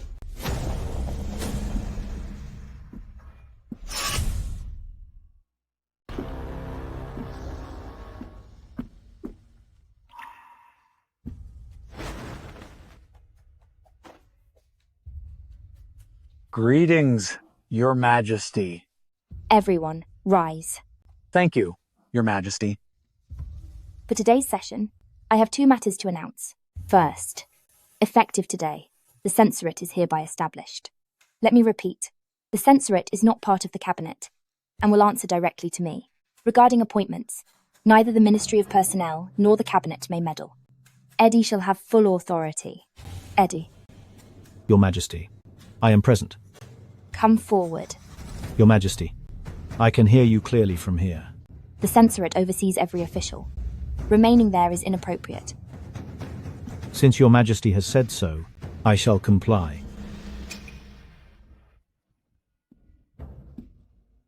Pardon my intrusion. Another step forward.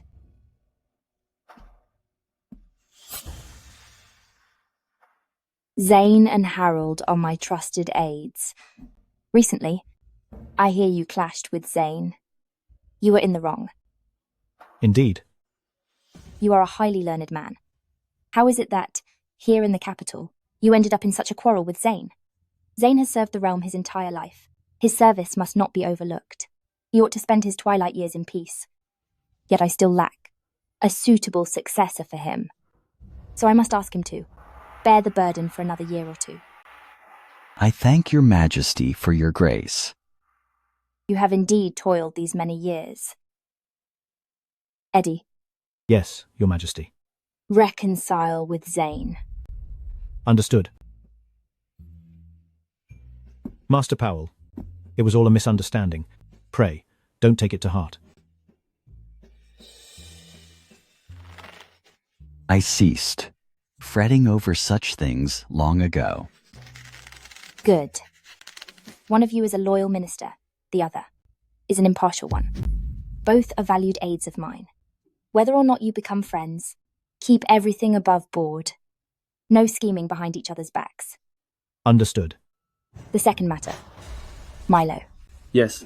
Summon Lucas for an audience. Yes. Eddie. Yes, Majesty.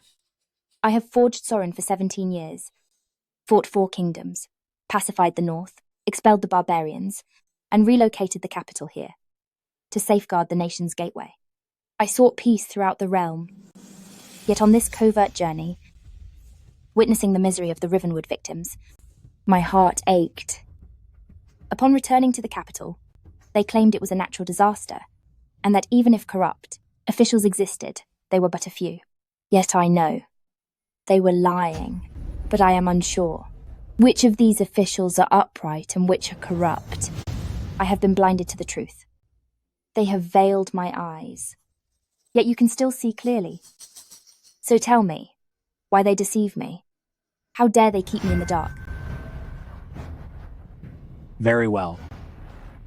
Your Majesty, since they dare deceive their sovereign, I propose we deal with every one of them.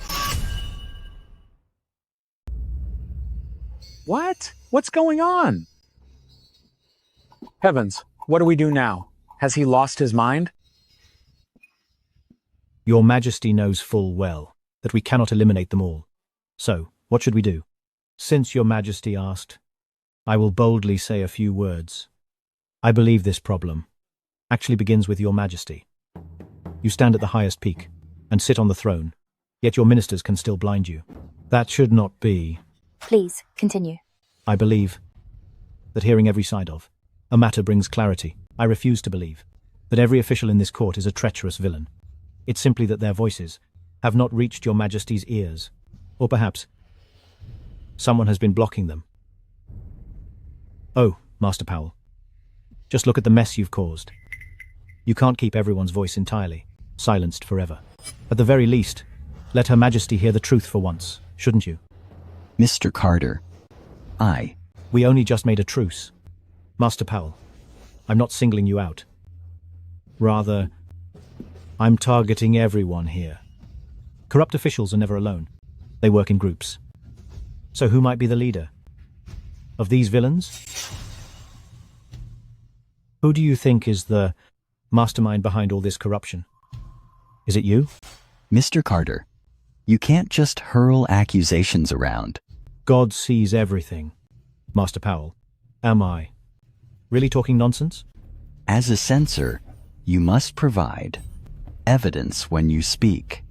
Rest assured, Master Powell, I will certainly produce the proof you fear most. Eddie, Her Majesty founded the censorate, not for you to act recklessly, but to hunt down corrupt officials and lay out the facts. In the end, you must still follow the letter of the law. You're right, Master Stewart. Master Powell, you'd better hurry and destroy all that evidence. Whatever you do, don't let me find it. In that case, I look forward to Mr. Carter's investigation. To clear my name. Good. Did you all hear and see that? It was Zane who personally requested that our censorate investigate him. That's the resolve a Prime Minister ought to have. I'll give you all 10 days. What for, you ask? Reflect on the past and repent for your mistakes. After those 10 days, I'll grant another 5 for you to surrender to the censorate. Those who turn themselves in within the deadline receive a lighter sentence. Those who inform on others get an extra reduction. But if anyone chooses to resist to the end, the punishment will be far harsher. I, Edward, keep my word. If you don't believe me, you can ask Master Powell. Your Majesty, I humbly request that any cases involving government officials, the Ministry of Justice shall have no authority to investigate. All shall be handled by the censorate. Whatever records the censorate needs, every department must cooperate unconditionally. Whenever the censorate summons an official, no department head may use any excuse to refuse. What? See, what do we do now? What an outrageous demand. Your Majesty. What is it? Mr. Carter, do you really have the nerve to lay a hand on me? Right before Her Majesty? Master Powell, keep your dog on a shorter leash. Mr. Carter, we are all servants of the court? I suggest you mind your words and show proper respect before Her Majesty. Very well. I had considered letting him go for your sake. Since he isn't your dog, then whose dog are you? I am the Honorable Minister of Justice. You? You are far too insolent. You're the one who's insolent. I am conversing with Her Majesty. Did Her Majesty permit you to speak? As the Minister of Justice, do you not know the court's rules? Her Majesty didn't ask for your counsel, yet you barged in regardless. I warned you you'd overstepped, yet you turned around and accused me instead. Mr. Wright, you've certainly got some nerve. Today's assembly is about founding the censorate, yet you leap out to oppose it. What exactly are your intentions? These accusations are groundless. I'm denouncing a traitor like you who behaves like a rabid dog. You sharp-tongued wretch. As the Minister of Justice, you don't even grasp the court's rules. Her Majesty trusted you, yet you squander Her Majesty's efforts. You traitor.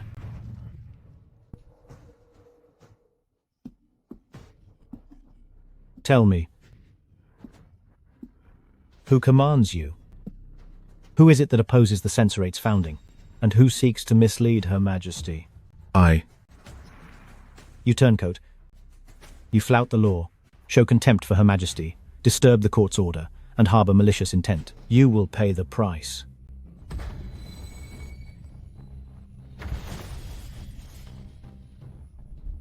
He's going to attack. He really dares to strike.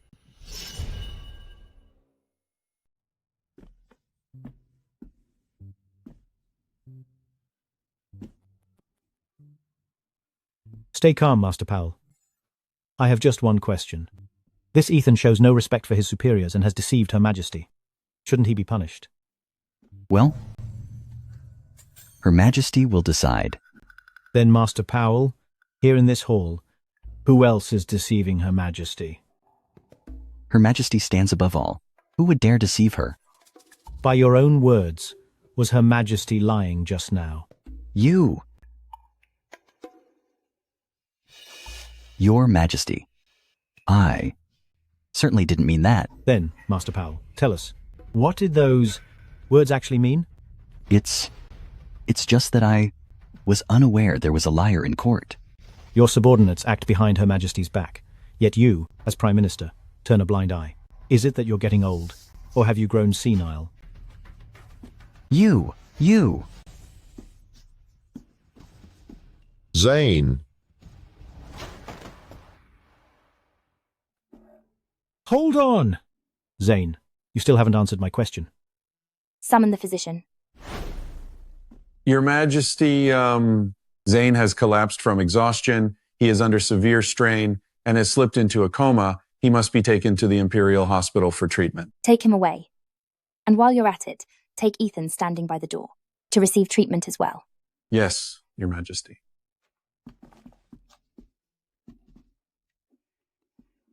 Will Zane be all right? Zane is gravely injured. Your Majesty, I wish to speak from the heart. Keep the virtuous near and shun the wicked. This is why the previous dynasty flourished. Keeping the wicked close and distancing the virtuous, that is why the dynasty fell. I may have been somewhat impulsive moments ago, yet to me, these villains are intolerable. Ethan, as Minister of Justice, has shown Your Majesty no respect. If Your Majesty can abide it, I cannot.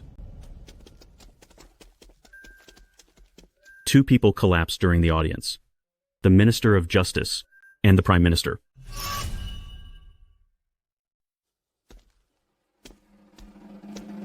I was born a humble commoner, leading a simple life in Cinder. Your Majesty bestowed upon me the name Edward, Eddie for short. I meant to follow your wishes and lead a peaceful life in Cinder for the rest of my days. Yet you did not scorn my modest status and personally visited me, seeking my counsel on the affairs of the realm, and heeded my views. Then founded the Censorate, all to purge the prevailing corruption. I know full well how perilous politics can be, and how hard it is for an upright official to stand alone. But I vow to root out the corrupt, sweep away the filth from the court, and restore justice to the land. Thus do I wish to serve you. I am ready to dedicate myself entirely, serving you until my last breath. I only ask that, Your Majesty, grant the 3 requests I made earlier.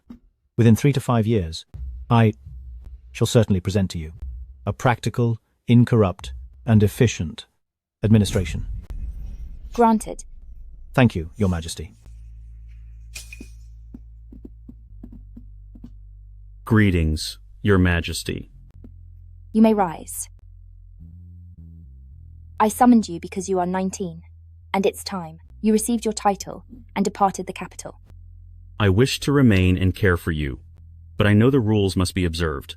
I only hope my lands are near the capital, so when I think of you, my letter can reach your hands swiftly. Since you are so devoted to your parents, I am deeply gratified. Your eldest brother left me for Larkfield when he was 19. Now you are grown, and it is time for you to leave me as well.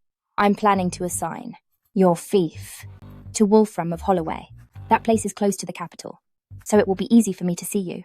Thank you, Your Majesty.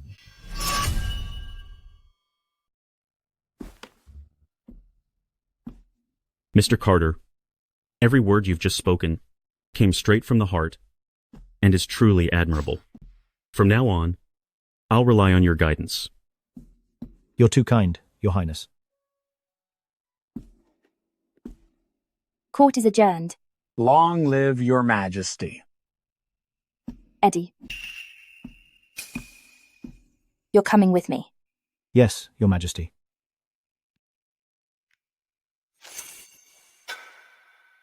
Regarding your censorate, why are there 160 people there?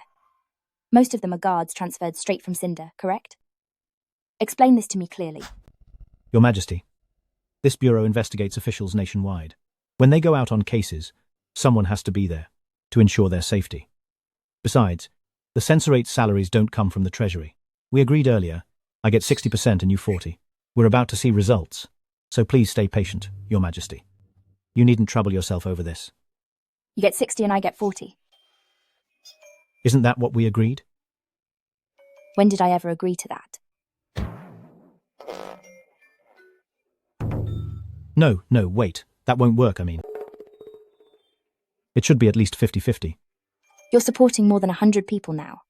Even if the censorate is fully staffed with 520 people, I still have no idea how much wealth we can truly seize from those corrupt officials, you little rascal. I can hardly afford to keep things running at the moment, yet you're still lining your pockets. Isn't that a bit much? I need to set aside money as soon as possible. Why do you need so much money? I have to open workshops. All sorts of workshops. Once these workshops are running, I'll have to hire workers and purchase materials. After they're operational, I'll need to set up stores nationwide. All this takes a lot of money. Then, from those workshops, I want 60% of the profits. 60%? Absolutely not. I'm not negotiating with you. Your Majesty. At the very least, you should be reasonable, right? I have no daughter. What is that supposed to mean?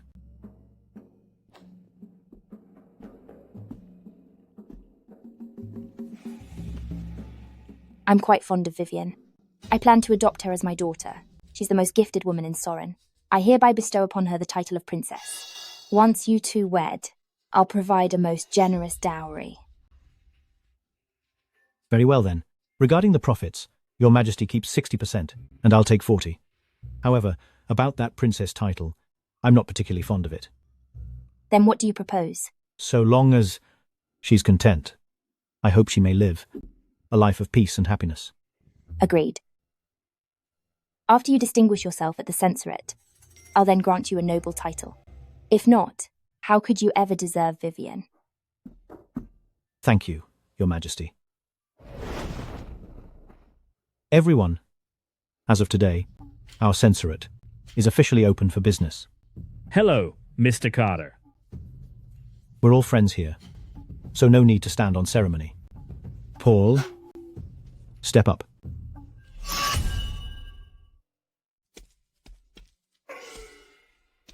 Keep up the good work. Your grandfather advanced from county magistrate to prime minister.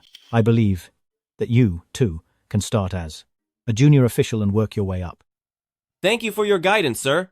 Though you lack formal schooling, you still have the basics. I'm sure that before long, you'll pass the exam I've set and don that official uniform. Thank you, sir. You may leave. At the court session, I gave all the officials 10 days to reflect on their deeds. That 10-day deadline has now expired. Over the next 5 days, it'll be their turn to surrender. Mr. Turner, during the trials, remember that I assured the officials their sentences would be reduced if they confess, but anyone we catch will be punished, all the more severely. Yes, sir. Mr. Wood, write it in large characters. See that the officials can read them clearly. What shall I write, sir? Write this. Justice reaches far. Don't take risks. Mend your ways while you still can. All officials are welcome to step forward and report others or surrender themselves. You have 5 days. No extensions. That's excellent. Grab some boards and put them up.